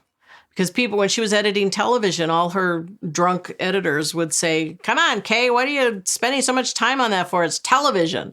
And she's like, well, if I don't do a good job here, how am I ever going to get to work on a feature? And that was her work ethic. So I have that work ethic. I cannot, if you pay me nothing or you pay me $1 million, my work is going to be the same because I care about what I do. And I want to make the movie sound as good as it can be without distractions. I think technology has changed the way we all relate to each other on a film crew in post-production. We used to be very cozy together. Like on Golden Pond, when my mom and I worked on Golden Pond, we were all on the same floor as the director and his assistant and the editors. So like if I found an alternate take, let's say, of a line, I could run down the hall. I say, Mark, come listen to this, see what you'll think. And he would come in and go, yeah, that was pretty good. Try that, as an alternate. Nowadays, it's like I have to decide whether to have an alternate. There's a bunny. I have to decide whether there's an alternate and put it in my session on alternate tracks, because you never want to mess with what the film editor has chosen. And that's really important, because if they think you're cheating a line in because you think it sounds better, they're listening to performance. And if you cheat a line in without telling them, how are they going to trust you? This is Paulette Lifton. She used to work in sound a lot, but now she works as a post-production supervisor and a voice director. So she has worked for the Penguins of Madagascar and SpongeBob SquarePants.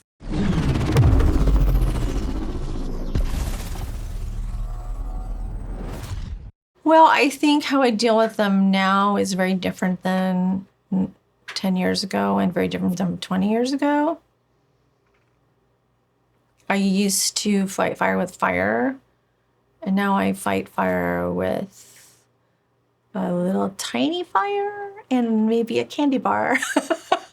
Like I think I just manage it differently, and I just make sure that I protect myself and find a way of showing, my commitment to what I'm doing. And I think that and be willing to lose a client.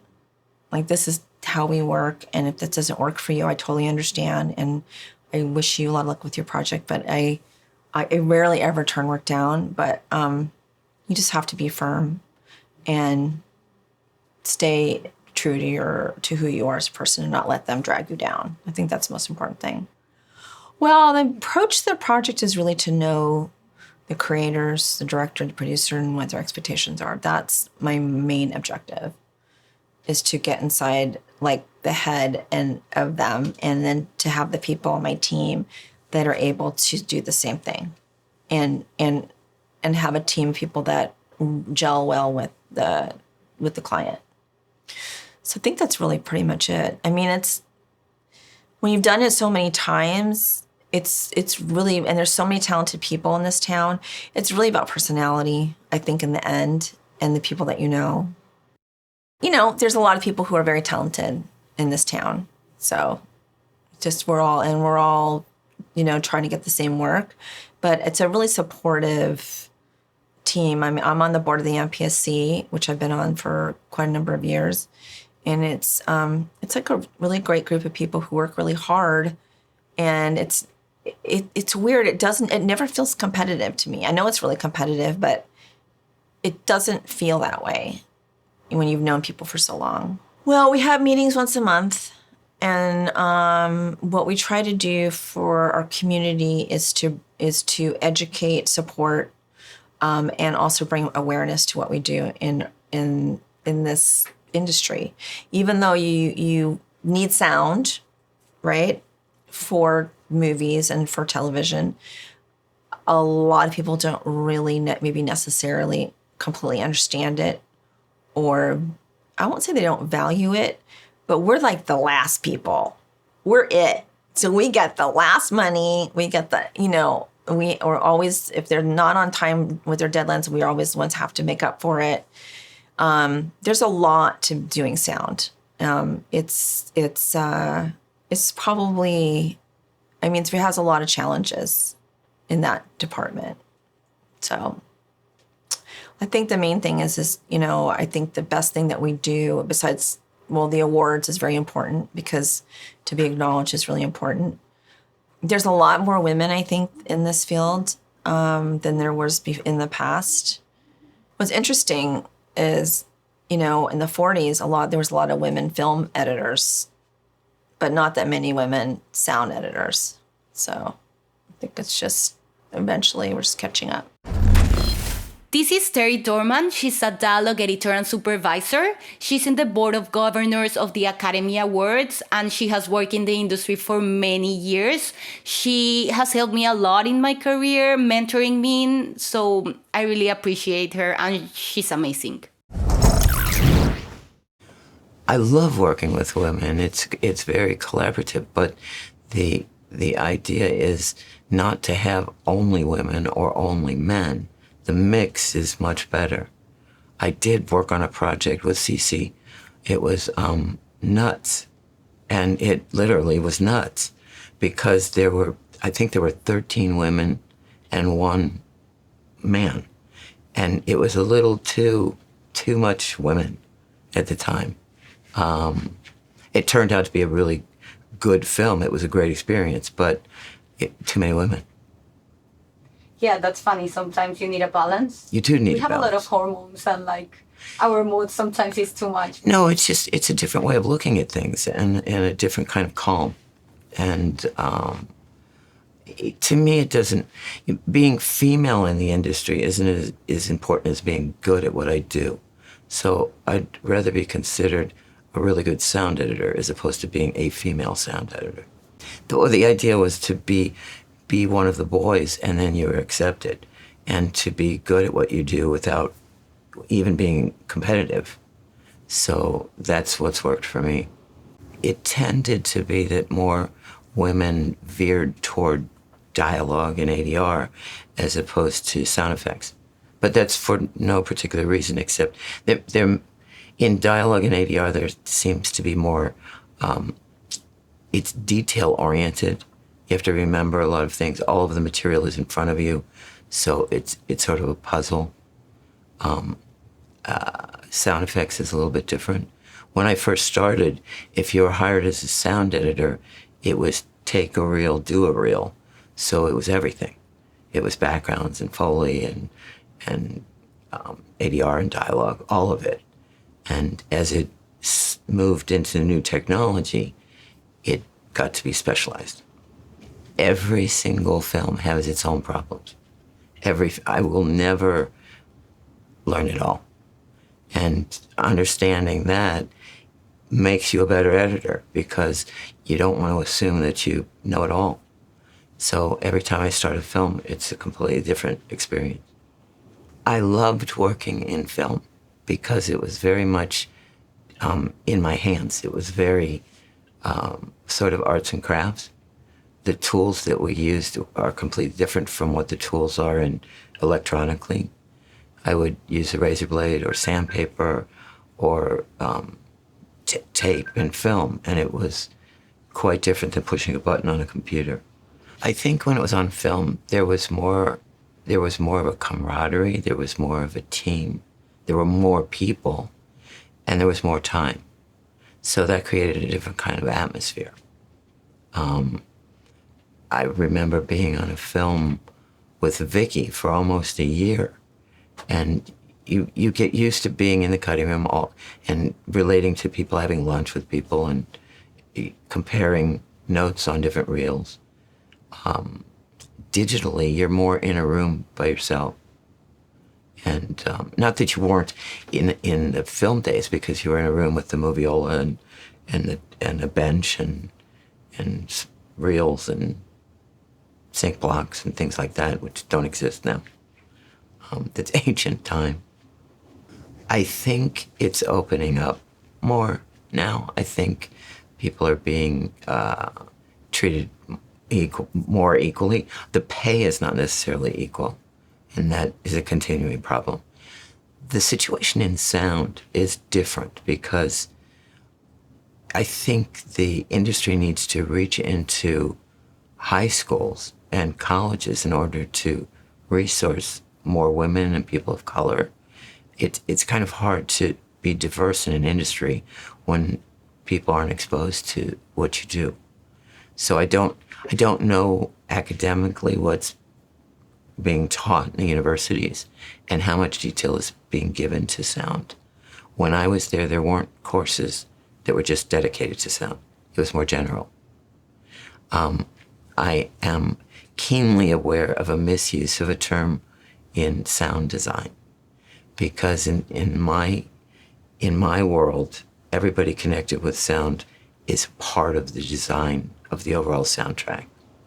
Well, the one thing is not to, when you leave college, it's not to assume that you know how to do it yet, because all of it is work experience, and you do learn on the job. And I'm, as I said before, I'm still learning after doing it all these years. And I never start a project thinking I've got this. I always am in a situation where I go, okay, I think I've got this. I'll make it work. I try and give the benefit of the doubt to the production mixer because you have no idea what they're up against. And until I connected with them, had a conversation with them, went to a set, and realized what the difficulties are, there's no way that I can sit in a room and say, what were they thinking? That's not fair, because circumstances, whether it be costumes or locations or a director that doesn't have an appreciation for sound or a time factor, there's all kind of things that go into it. I had an incredible experience working with a production mixer who invited me to the set, and it was Daredevil. I wasn't working on the film, but it was downtown Los Angeles, and it was on the rooftop. And he said, we were told where to go. We had no idea or no advance. He showed up on the roof, and there was gravel on the roof. He said, so you have to think quickly. He had to put pieces of carpet on the bottom of their feet so that they wouldn't touch the gravel. Or in the same film, there's Jennifer Garner had a cocktail dress on with a spaghetti strap, and he had to invent a microphone that would fit underneath the spaghetti strap. So there's all kinds of things that go on in sound that people don't know about.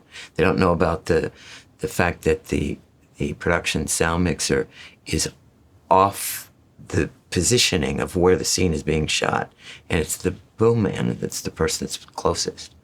So it's a whole misunderstanding or not a clear understanding of how the process is. There were times when we stayed, I think the record was 36 hours straight, and that's insane. It's crazy because after a certain while you're not effective anymore. But they had a deadline. Sound in general is at the end of the run, and they've got to have it released. So you're on a deadline and you have to have it finished. So you have to finish the mix. But on an average, I probably work 12 to 14 hours a day. I've been lucky, which is good, and I managed to network, which seemed to be a better way to go about it, because the more people that you know, when the jobs are completed, you have the network of people to know what's happening in the city. The other thing about Los Angeles is knowing how the city works. There's certain groups of sound people that work at various studios, and you sort of have an understanding of who those people are. It's an honor. It's an honor. It's a big responsibility, but it's an honor, and I'm loving doing it. I'm trying to make a difference, and it happens to be, I happen to come upon this position at the perfect time, because for the first time ever, the board is made up of 54 governors, and for the first time, there's 25 women. And that's quite an accomplishment. And it does change the dynamics in a better way. Through the Academy, what we're trying to do is encourage diversity, encourage women, encourage people of color, encourage people that might not be aware of careers in the industry to get involved. And there's a program called the Gold Program that's being done at the Academy, which every year takes about 100 kids from various universities and sends them through an internship on what it's like to work in the industry. It's incredible. And they've had quite a success because it's aimed at college students getting ready to graduate or just having graduated. And if you get accepted into the Gold Program, you have an opportunity to meet and see how actual industry people are working. It's like, I believe it's an 8-week course, and then you spend a year with a mentor. So it's pretty cool, because you don't want to, that's why I said, you don't want to assume that you know all the answers. And I've made that a practice. Working on a film like Pirates was a challenge because of the magnitude and the amount of that film, there was a large crew. So as a dialogue supervisor, it was coordinating and handling. At one point, I think we had six dialogue editors, which doesn't happen. That's rare. And you want to make sure that all of the dialogue editors are on the same page and their work is pretty consistent. So the challenge there is the consistency and getting an overview of what the project is. I did so much research, you have no idea. And also finding the information about women in sound or the numbers, it's so hard. I had to look everywhere. I had to reach out to IATSE. Like, I look for information everywhere because there's not a lot of information and it is not available. So it was really hard. That's what Emma Butt had to do. Emma Butt literally had to do her own research and like literally look at the credits of all the films and TV shows that were done in the UK before she could come up with an actual number, because nobody tracks it. Nobody tracks it. I got some numbers from the union, but the thing is, some people are in the union, but they're not actively working or not in the big budget thing. So it's like nothing is accurate. That's the thing. And I also went to IMDb to track all the women I could find in sound. So I have like an Excel, like a Google Doc of all the women that I know doing sound. That's useful, though. That is relevant research that is useful to people. Yeah, I have so much research and like no one has it, just me. It's important work. Yeah, it is. Okay, I'm going to talk about Cici. This is Cici Hall. She's a supervising sound editor. She was the second woman to win an Academy Award for The Hunt for Red October. And she has many, many years of experience. And she also teaches at UCLA. You have the picture or you have the script and you have all these possible things you can do to enrich the experience, to tell the story, once you understand what story the director is trying to tell. So I took to it. I didn't have to persuade myself at all. And then what happened is that I had cut a Western, and there was a very nice gentleman who came into these cutting rooms in the evening. And he was cutting, he was freelancing, cutting a Western for a friend of his. And he asked me if I would do the sound. And I said, oh, sure. And he said, well, you did a pretty good job. And a week or so after it was done, he came to me and he said, have you ever thought about working at a studio? And I said, oh, no, I don't think I want to do that, And a friend of mine I was working with at the time said, what are you, crazy? Of course you want to work at a studio. And it turned out that he was moonlighting, but he was a big post-production executive at Paramount. And he got me an interview in the sound department. And lo and behold, it all started there. And I spent the next 30 years there. I had no idea that was going to happen, but and I did everything. I had the opportunity to work on everything. People ask me, what movie are you most proud of? What have you done that you're most proud of? The thing I'm really most proud of is that after some number of years and after I'd started supervising, I was in a position to hire other women. And that's how more women came to work into the Paramount Sound Department. I hired, I can't remember what the next thing was after Star Trek, but there was a movie, right? I think, Star Trek 2, which was maybe a year or two later. I hired a Foley supervisor who was a woman and a couple of women dialogue editors. And so, yes, increasingly there were more women. And I'm very happy about that. I'm very proud of that. But and the women I know who are working are fantastic, do a fantastic job. And I absolutely, in Midge Costin's recent documentary, there's quite a few interviews with Anna Behlmer, and she says, it's really just pushing some buttons. What's the big deal? Whether it's a man or a woman. But I think women actually are especially good at it because I think women have the ability to see the forest for the trees. And they can see the overall concept and the storytelling in an overview and how the sound should develop and what sound design brings to that. It actually was my favorite scene in the movie, just from the sound design standpoint, because it had to be exciting, and it had to be tense, and obviously it was fearful. And then something bad is going to happen, and indeed it does. So John Fasal had gone with me to record all the jets. We spent a week at Miramar, which is in San Diego, the naval base, and then another week in Nellis Air Force Base in Las Vegas, right outside of Las Vegas. And John did a lot of the computerized sound design and was great. But I worked on that scene for a long time. And it was a favorite because I thought it had great impact. And this was early on, this was 85, 86. So we didn't have they hadn't quite perfected 5.1, much less 7.1 or Atmos. So we spent a lot of time. We had a great effects mixer, Kevin O'Connell. So we spent a lot of time panning the different movements of the plane as it was spinning. So you'd really get a sense of it going all around the theater. So it was great. I think people have a much more sort of egalitarian view. I think they think of people just being competent and good at what they're doing. And I do think that some things still fall into certain categories in the same way that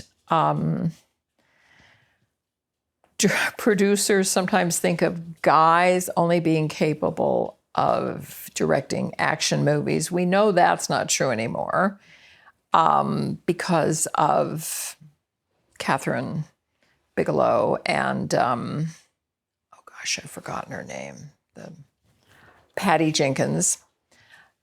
So we know that's not the case anymore because of Catherine Bigelow and Patty Jenkins. They've made big action movies, been very successful. But I do think there is still a little bit of a bias towards, in the same way that there's a bias towards certain categories, producers will tend to think of film editors, be they men or women, being comedy editors, or being good at action, or being good at dramatic stories or whatever. I think there's still a little bit of that. I hope that's falling away. I think people like Karen Landers and Pear have done a lot of big action movies together. And certainly Ai Ling and has kind of broken that. She's capable of doing anything, including not only designing, but also mixing the film. So I don't know. I wish there were more women. I wish there were more women mixers. I think there will be, but I don't know. You know, the sound community is a great community. They really help each other. I had terrific support, and I had great mentors and terrific support. And at the time, there really were no other women. There was Kay Rose, but I never worked with Kay. So I didn't have the advantage of having that experience. But I got a lot of help and support from the men that I worked with, which was really terrific. But it's a great community, and they really do help each other. And the people I know are always trying to get each other jobs and try to help out in the best way they can. So I loved helping them tell the story, looking for where the story could be told, what the sound design opportunities were, where the transitions, either with sound or music, would help move the movie forward or kind of reinforce the point they were trying to make. And I think women are good. I think women are good team players. And I guess especially if they're in charge, because I think they're good at it. I think they're good organizationally. And I always tried to be organized about who was doing what. Yeah, and I think women, I'm sure I'll get in trouble with my guy friends, but I think women have much less ego in the process. It's basically why I think everything, including the government, would be so much better run if it were just women. I hope next year will be the year of the woman or the women. I think there's less ego involved. There's less. I think it's less important to women that it be about them, and more important that the job get done. And that was my experience working with women. Everybody was just trying to do the best they could to make the film work, to make the film better, to really help tell the story. And I loved working with women. I loved working with the men I worked with as well, because most of the picture editors were men. Sometimes there was a woman, that was great. But I think women just want to get the job done, want to do the best that can be done. And I think they have the ability creatively to look at the larger picture and to see it, the whole concept, and not get tied up in the minutia. Although there's plenty of minutia that's important, but I think women are just very well organized and very creative, and are just concerned about what the results are creatively and not who did what and who gets credit. When we started, we both cut everything. I cut dialogue, I cut Foley. We walked our own Foley. I used to walk a lot of my own Foley, and then I would walk, because I had shoes and high heels, and I would wind up walking Foley for other guys working on their pictures. And I always loved it. It was fun to do. Hard, but fun to do. And then one thing led to another, and we just said, well, we have this crew, and so we should really be the supervisors. And there never was a big, it's not as if we were working for some big corporation and we had to go sort of hat in hand and say, well, now we want to be promoted to supervisor. It just kind of naturally happened. And a lot of it had to do with the fact that this is 20, 30, I started doing this 40 years ago.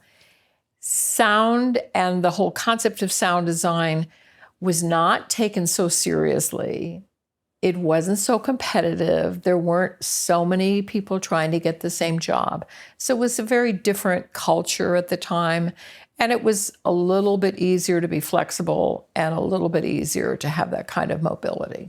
I don't think that technology has affected how movies are made so much. Yes, it's affected how they're made because there's a whole lot of technical advance, but I think the creative process hasn't really changed.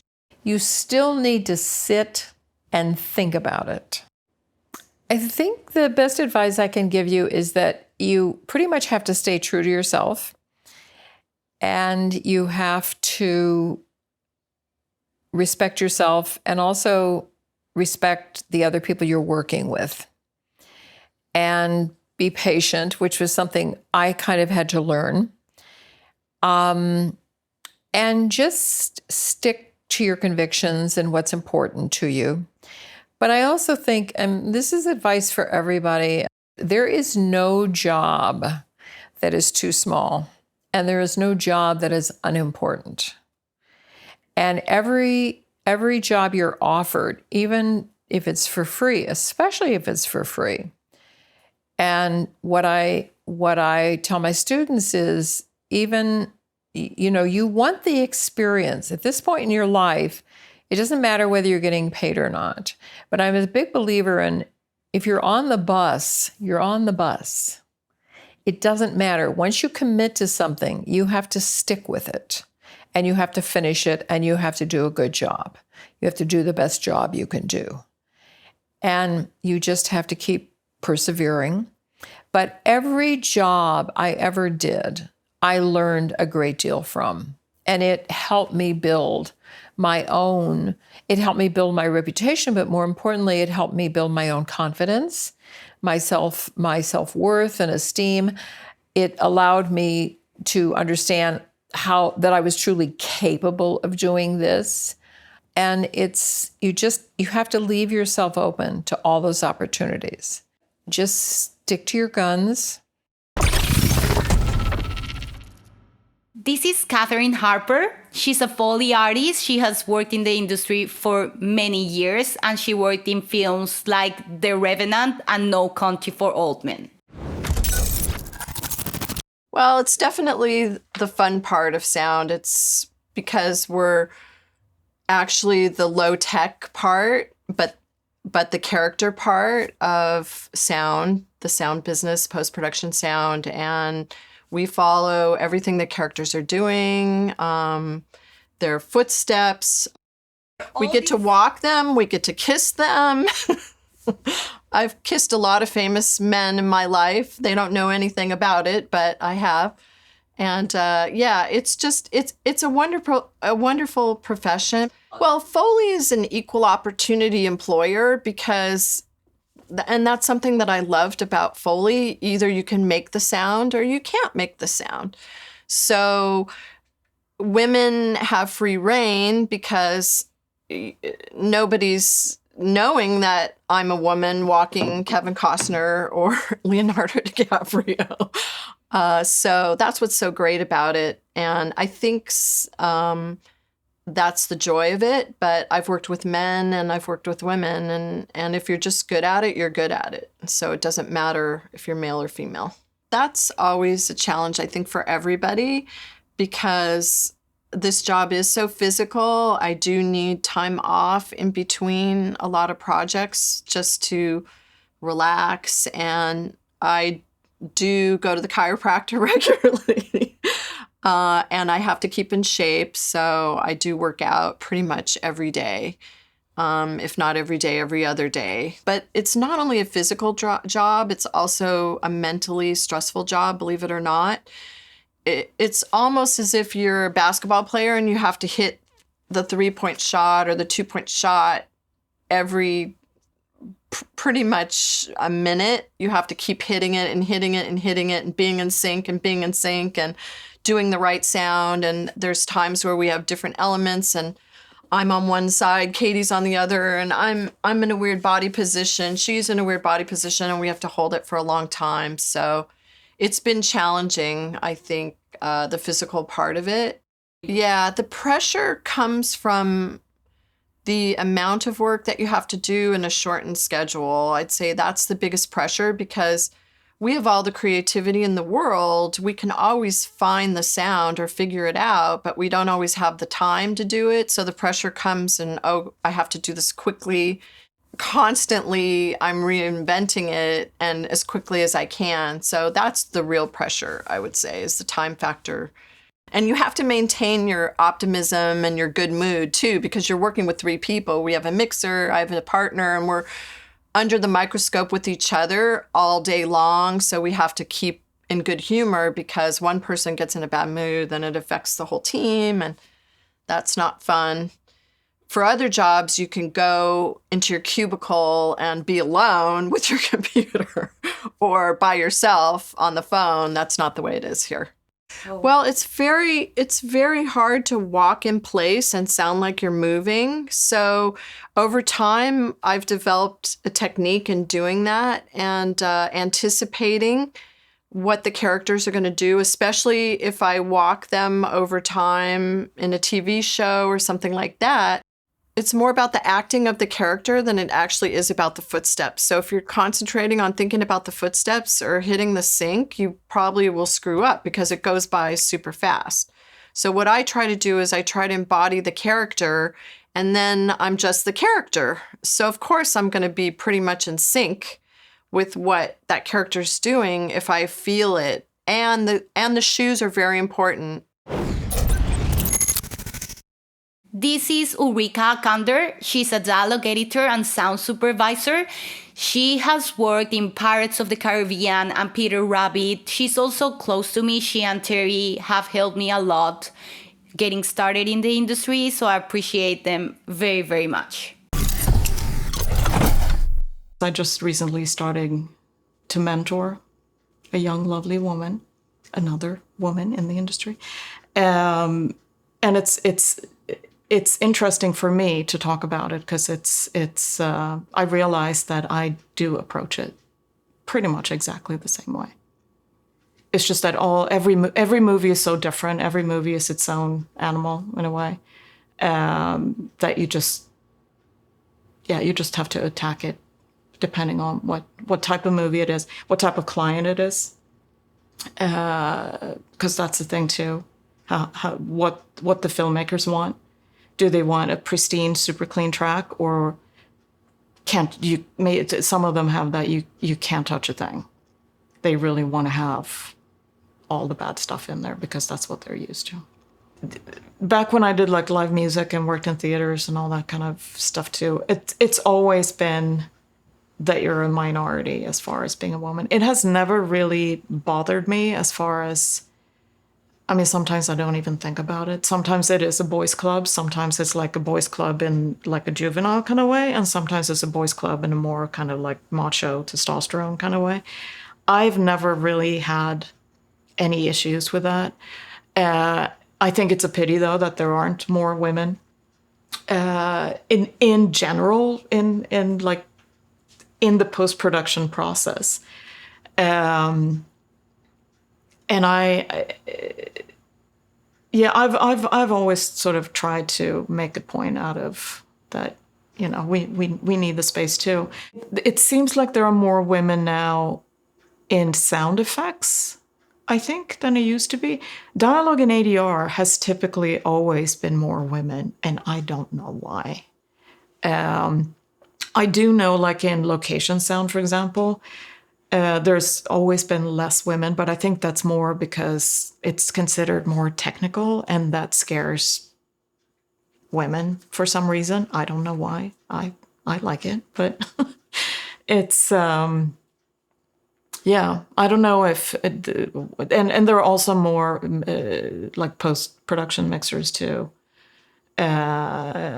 So it feels like it's more, but it's definitely it could be way more, and also that there should be more women in a supervising position, which hopefully is changing. When I started here, I worked on all these crazy movies where, you know, 60, 70, 80, up to 100 hours a week. I would finish a movie on a Friday. I would start the next one on a Monday. But then I had my first child.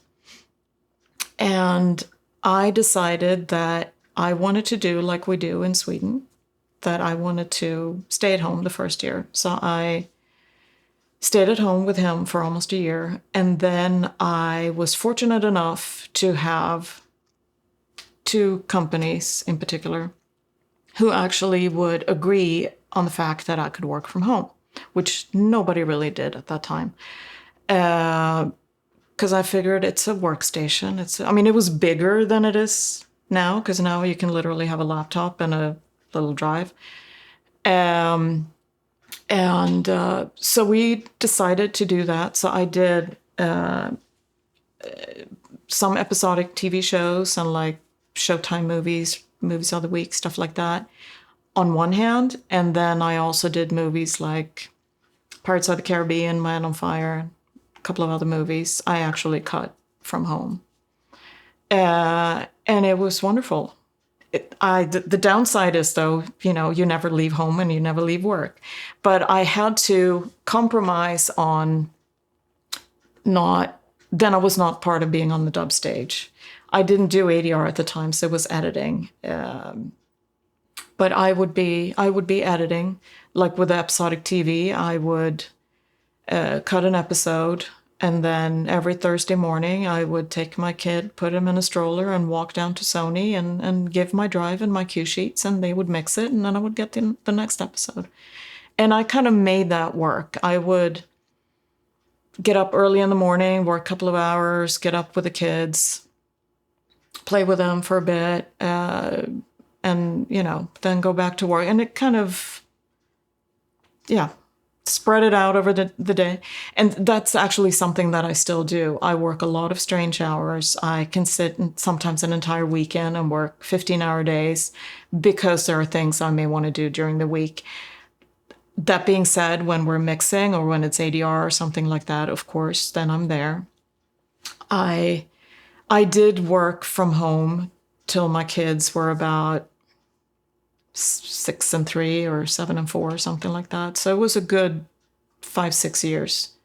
I worked 100% from home the whole time. Then I came back, started taking on shows where I would be on the dub stage. And the first one actually back doing that was Mr. and Mrs. Smith. That was the first show I did back being on a dub stage and being sort of responsible for the dialogue department. But then again, I've always been upfront about the fact that I'm going to work weird hours. I'm going to sometimes come in super early and I will leave early, or I may leave for 3 hours in the middle of the day because my kids have a school thing, or there's a baseball game, or there is a basketball game. There's something that I want to attend because I made a choice early on that I want to have both. I'm going to make it work. And I still do. I still operate the same way, that I'm sort of, if you want me to work on the movie, that's what you get. I worked on the first 3 Transformers movies, where I was working with Mike Hopkins, who fortunately is no longer with us. And we were tag teaming the whole time. I would come in early in the morning, then he would come in, then he would send me home like late afternoon, early evening, so I could have dinner with the family. Then I would come back and work, because that was a show we did 80 to 100 hours a week towards the end. But it worked because I could still have a life, even though it was crazy hours. I mean, sometimes I came home just in time to take the kids to school. So it was like, I'm not doing that anymore. But yeah, no, it's, I think maybe as a woman,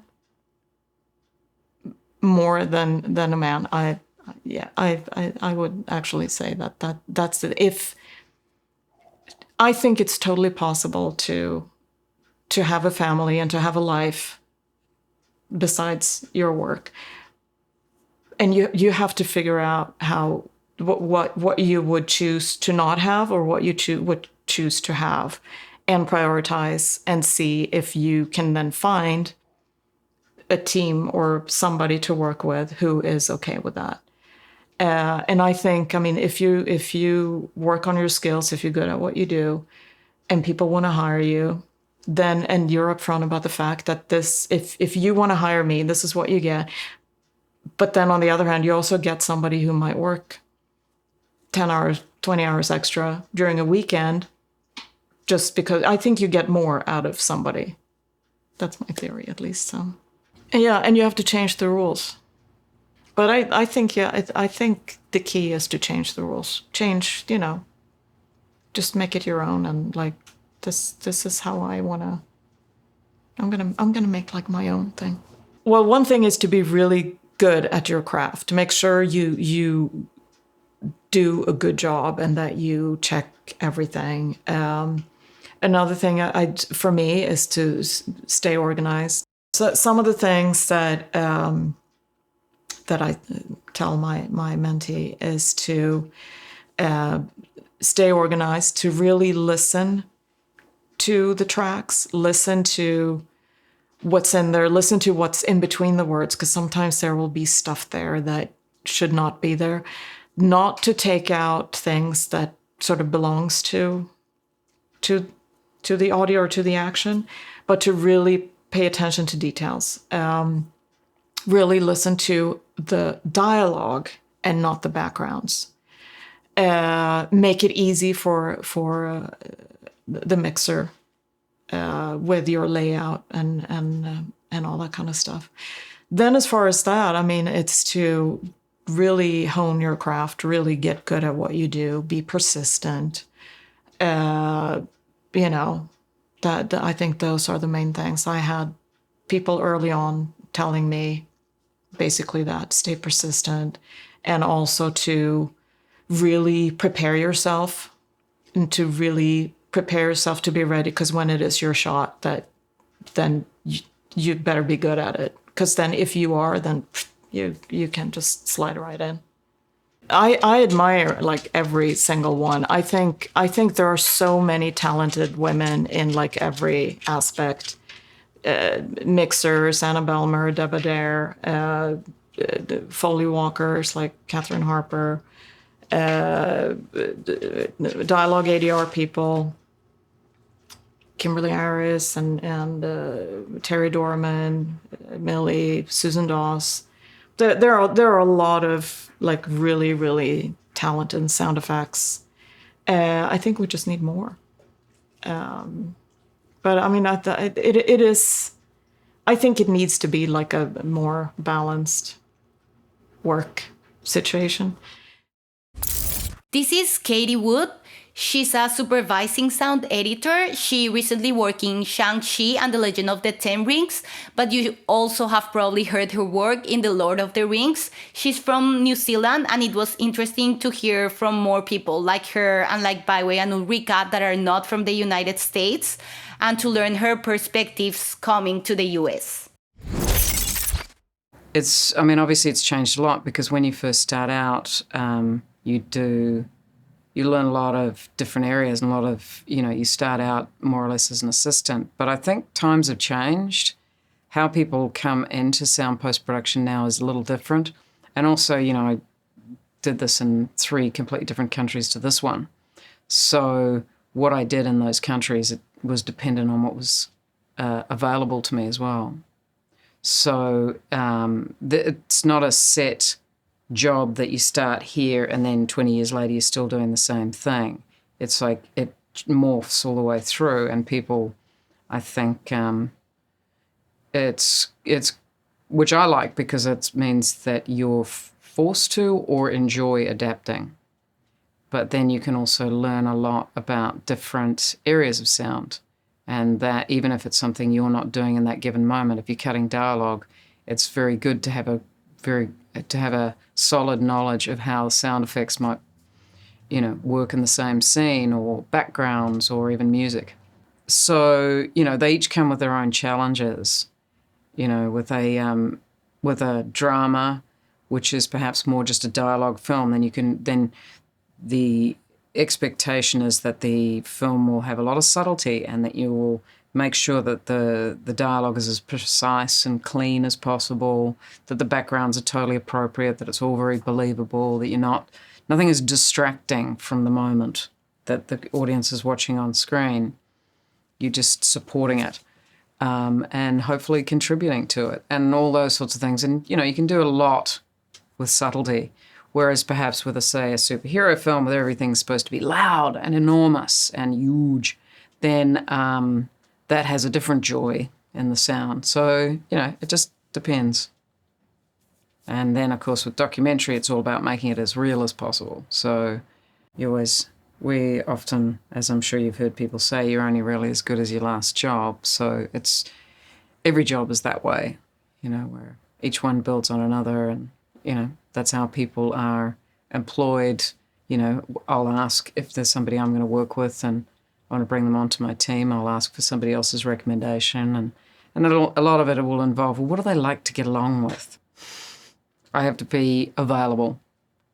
I mean, of course, there are certain things, if it's something serious to do with somebody's, with your family or so forth, then, of course, you can, depending on where you're at in a project, you can sort of say, yeah. Or if you've got a pre-planned trip and suddenly the schedule changes on the show you're about to start or so forth, you just have to think about it. But generally, there is an expectation that we have to stay available. It does make it a little hard to plan, but if it's like, okay, this film ends here, this one starts here, this one might overlap, this one might here, but here might be safe. This little strip in between, I could maybe squeeze in a holiday there or go and see people there. I mean, I don't think it's exclusive to this industry at all, but these aren't 9-to-5 jobs. These are contract jobs. We're freelance. So you don't have as much leeway, but then then suddenly you may have 3 or 4 weeks off, which somebody who perhaps has a more standard 9-to-5 job doesn't have that luxury. So, it trades off. It's not all doom and gloom, but yeah, it just makes it hard to plan. I mean, I've been doing this for about over 20 years, and there's a lot of different aspects to sound. I mean, doing movies is just, and doing sound supervision or sound editorial is only one aspect of it. There's a lot of different jobs that still come within sound post-production. And, depending on a person's skills, their interests, etc., they could go into those streams, but they have to know it exists. So that would be where I think things could improve. I don't think the differences are based on gender. I think the differences are based on personality. I don't think, everybody's different. Depending on what your personality is like, you'll approach it completely differently, how you'll solve that problem, and how you'll go about it, or creatively, what would your process be? Everybody's different. So, yeah, I don't think gender plays into it as much as you might think. Being one in particular, because, one job might be challenging because of the content. Maybe the content's bad or horrible or something like that, so that becomes its challenge where you're just like, oh, God, all right, I'm just going to do my job. I'm just not going to look at it too much or something like that. Or other jobs, it might be because of how difficult the production recordings are to clean up. Another job might be because, your filmmakers want a lot of options, so you're constantly needing to provide options. That can be difficult. Sometimes it can be really fun doing that, though. That's not necessarily a difficulty, but it can be a challenge. Then, yeah, so sometimes you might have personalities involved that are difficult, whether it's on your team or the people you're working for. So yeah, I don't really have just one. Every time it seems like it's a different thing. And sometimes it kind of amazes me because you'd think that it would be a little more formulaic, that every film would be the same or you'd sort of deal with things the same. No. It changes every time because everything, every project brings its own flavour. Good and bad. You have to be philosophical. It's not my movie, it's their movie. So I'm going to do what they want. I might try and guide them or offer suggestions or say, hey, how about this or whatever. But ultimately, it's their decision and they're the ones, it's theirs. So you can, I am there to serve the film and the filmmakers. And that doesn't mean that I can't be creative. That doesn't mean that I'm not collaborating. It just means that I know the hierarchy. And we do what we can, but ultimately it's theirs. I mean, there are some highlights. Working on all the Lord of the Rings trilogy in New Zealand, spent a lot of time running around recording with my pals, with my friends, and also by myself, or recording lots of crazy animals and all sorts of stuff. So that was pretty cool. Did that, and it was a long time. Yeah, a lot of what I find that I like, apart from the filmmakers and the content, it's really about the people you work with. So, and it's not even necessarily that you're always working with your good friends. The experience of working with people is you've got to like some aspect of that. There's a lot of times I think people think sound people are just, closeted away and, just work in a little cupboard in isolation. There can be some of that for sure, but a lot of it is about working with other people. So whether that's your filmmakers or your sound team. And I really enjoy that. You can have a lot of fun and, you learn a lot from other people and you can exchange ideas and go, oh, I did it this way. Really? Why'd you do it that way? Oh, that's cool. And you learn a lot of new things. And we're all pretty into, improving what we can do and making our jobs better. And then we like to share that with each other. So, sound people are kind of cool.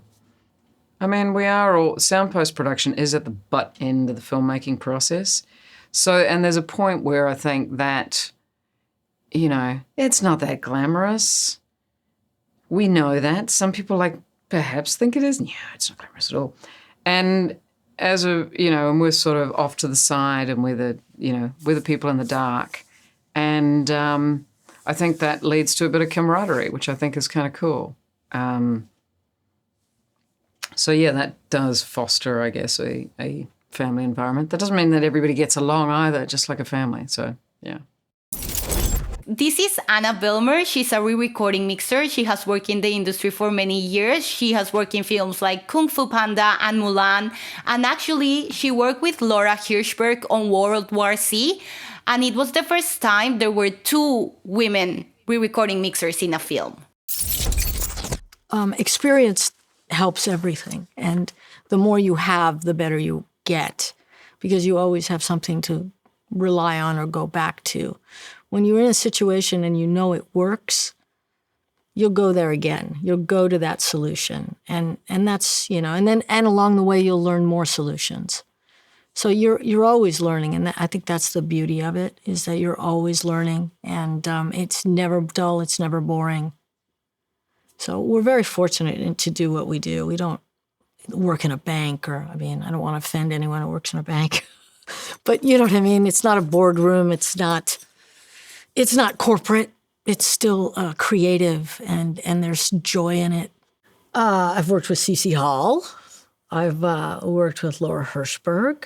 I've worked with a lot of women who are editors. I've worked with Ulriika. I've worked with Teri Dorman. I've worked with, I don't think I've worked with Gloria, but I've met Gloria. Had dinner with Gloria. I'm trying to remember. I've worked with a lot of women through the years, picture editors as well as sound editors, but I've only worked with one other female mixer, and that would be Laura Hirschberg. And we did a film together, World War Z, in London. That was really a blast. We had a great time. I think there are more women now. I think it is still in process of changing. There still needs to be more. I did an interview a few months back for Deadline, and I remember saying that the reason that it's so male-dominated is it's because it's nepotistic. Fathers and sons, brothers, nephews, it's not, nobody's bringing daughters in.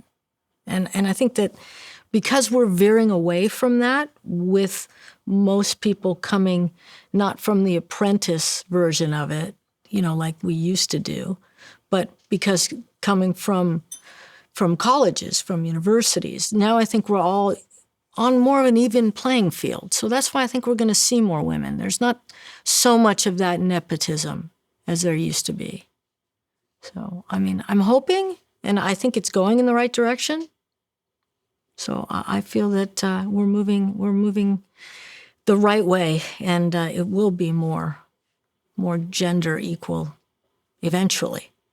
I think that women are very good at learning. I think we're very good at absorbing information and processing it and making it our own, because I think that we don't always have to act like we know everything, which is what I find happens a lot. I think we do approach things a little differently, and with less fear of being discovered that we don't know everything. I think everybody is so conscious of budget that happens less and less with the long hours. Years ago, when I was probably 90s, mid to late 90s, was crazy. We were working 7 days a week till midnight every night. It was common. But that's really subsided quite a bit. There'll be the off project here or there, something big that's right up against a release that you end up like that. But it's not common anymore, not as much, not for me. We've had some, I like normal hours. I like a regular schedule. I don't like the long hours. We do them when we have to, but I've done plenty, but, I don't want to do them anymore. Not if I don't have to. It's different now, though. People don't want to do that stuff, and even when they're starting out, they don't want it. It's a whole different mentality. We used to do anything. It's like, oh, well, you got to do it. It's different now. People are different. They're more interested in being happy than getting ahead, which is good. But we weren't like that at all. We were just driven by ambition and wanting to get ahead. Technology has changed things radically. We used to have 20 editors on a show. It was a lot of fun, though, working on big films with a huge crew like that. A lot of camaraderie. It was very fun. No, it's just fewer people, and everyone is so busy because they're always doing more than one thing. So there's that, but no, not really lost. It was just that it was so nice to have so many people making a good living, And instead now there's just more content. So still a lot of people can make a living, but a lot of it will be non-union, a lot of it will not be regulated, and their wages won't be as high, because it's always about undercutting the next person, which is where the shame is. Because before it used to just be, this is what the budget is and this is what everyone's doing and we have to do this. We're going over and that's okay. But, that changed a long time ago, mid-90s, that changed. Braveheart, because it's the first nomination, and I remember it was the biggest thing I'd ever done, and I came to work scared every day. Scared and panicked, like, do I know what I'm doing? I hope I know what I'm doing. Yeah. But, and the most gratifying, because, of course, you pull it off, and you feel great, and you feel like you've accomplished something, and you've gotten over a hurdle. And that was a big one because, up until that time, there still was a certain amount of that, oh, she can't do that. Oh, we don't want a female. I don't want a female effects mixer. But after that stopped. I appreciate you making all of this available to us. I think when people listen to it, they're really going to get the perspective that's very valuable. And as we were talking about the work that you did, just the research, even who's in the industry, it's not work that gets done. So I think that's important as well. Because I reached out these women on LinkedIn. It was me on LinkedIn reaching out. Really? Yeah, and then I had a first Skype interview with Vicky Samson, and she got me in touch with more women, which was amazing. And then when I was in LA shooting, there was a Hurricane Dorian, I think, and I couldn't go back to Savannah, so I had to stay longer. And then the women that I had interviewed got me more interviews. That's how I was able to interview Anna Behlmer, Ulriika Akander, Katy Wood, and Harper, because I had to stay longer and more women helped me. So that's how I ended up finding everyone. They were literally helping me. Wow. That's kind of gutsy, you know? You're just like, you know what? I'm just going to start reaching out to people. Let's make this happen. I'm like that. I was like, you know what? I'm going to try. If it works, it works. And I started reaching out and it started happening. It was so crazy. And then I was like, oh yeah, this is happening. I have to make it happen. And I wanted to do it in winter, so I had time to plan. But everyone was saying yes. And I was like, I cannot lose my chance. I have to do it now. That's smart. So I did a Kickstarter and I gathered money. And that's how I was able to travel and record everything. It was crazy. I was blessed. It was a miracle. It doesn't look like a student film. Oh, thank you so much. Around when I was finishing, I also gathered with a person, James Costa, that works in documentary. He's a producer. And he gave me a lot of feedback and we finessed the cut. And then a friend in Colombia that does post-production. Of course, all men, right? Which is weird, but it's like men were the one helping me and the ones that were available. He does post-production. He has a company there. He helped me also finesse the animations and the graphics and everything. So I had my student cut, you will see. It's longer, it's 21 minutes. And it's less refined. The final one was better because I got more people helping me because they really like the project and they want to help me out. Yeah. Well, and men do need to help. It's important for men to play a role in stepping up and opening the door for women as well. Because if there's no women on the other side of the door, then somebody's got to open it. Yeah, and I'm where I am because of men that had helped me also. So yeah, a lot of people want to help and want to change things, which is great. Gary Bourgeois had helped me a lot also getting in touch with people. He's Steve great. Lee. Yeah, oh my God, he's amazing. His podcast, he's so proud of the podcast he did with you because he's amazing. It's one of the most popular ones. He came on and just broke it all down and everyone was like, that's what I'm doing now. Yeah, exactly. And everyone does it. He's amazing. And he mentored Anna Behlmer. He mentors me. He's always trying to help. Steve Lee from the Hollywood Sound Museum, he also invited me to a webinar. It's a lot of men really want to help and change things, which is great. It's better for everyone. It's important work for the men to do as well. So thank you, Juliana, for coming on and for introducing everybody to us and for sharing all these stories and these interactions. I think it's important that everyone's been so supportive of you, and it's really cool that, for someone just coming right into the community to catch that much high-level support. I think that speaks highly of everyone that's interacted with you on this.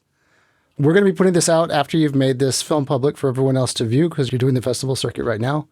So once it comes out, check our website in the show notes, but the website is listentousdoc.wixsite.com, and you can see all the rest of the information there, and there's probably a YouTube embed that's going to be happening there as well.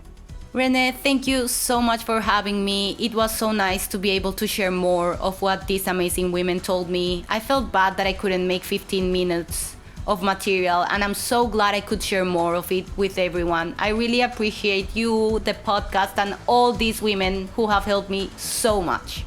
Thank you so much. Tonebenders is produced by Timothy Muirhead, Renee Coronado, and Teresa Morrow. Theme music is by Mark Strait. Send your emails to info@tonebenderspodcast.com. Follow us on Twitter via @thetonebenders and join Tonebenders Podcast on Facebook. Support this podcast. You can use our links when you shop with Amazon or B&H, or leave us a tip. Just go to tonebenderspodcast.com and click the support button. Thanks for listening.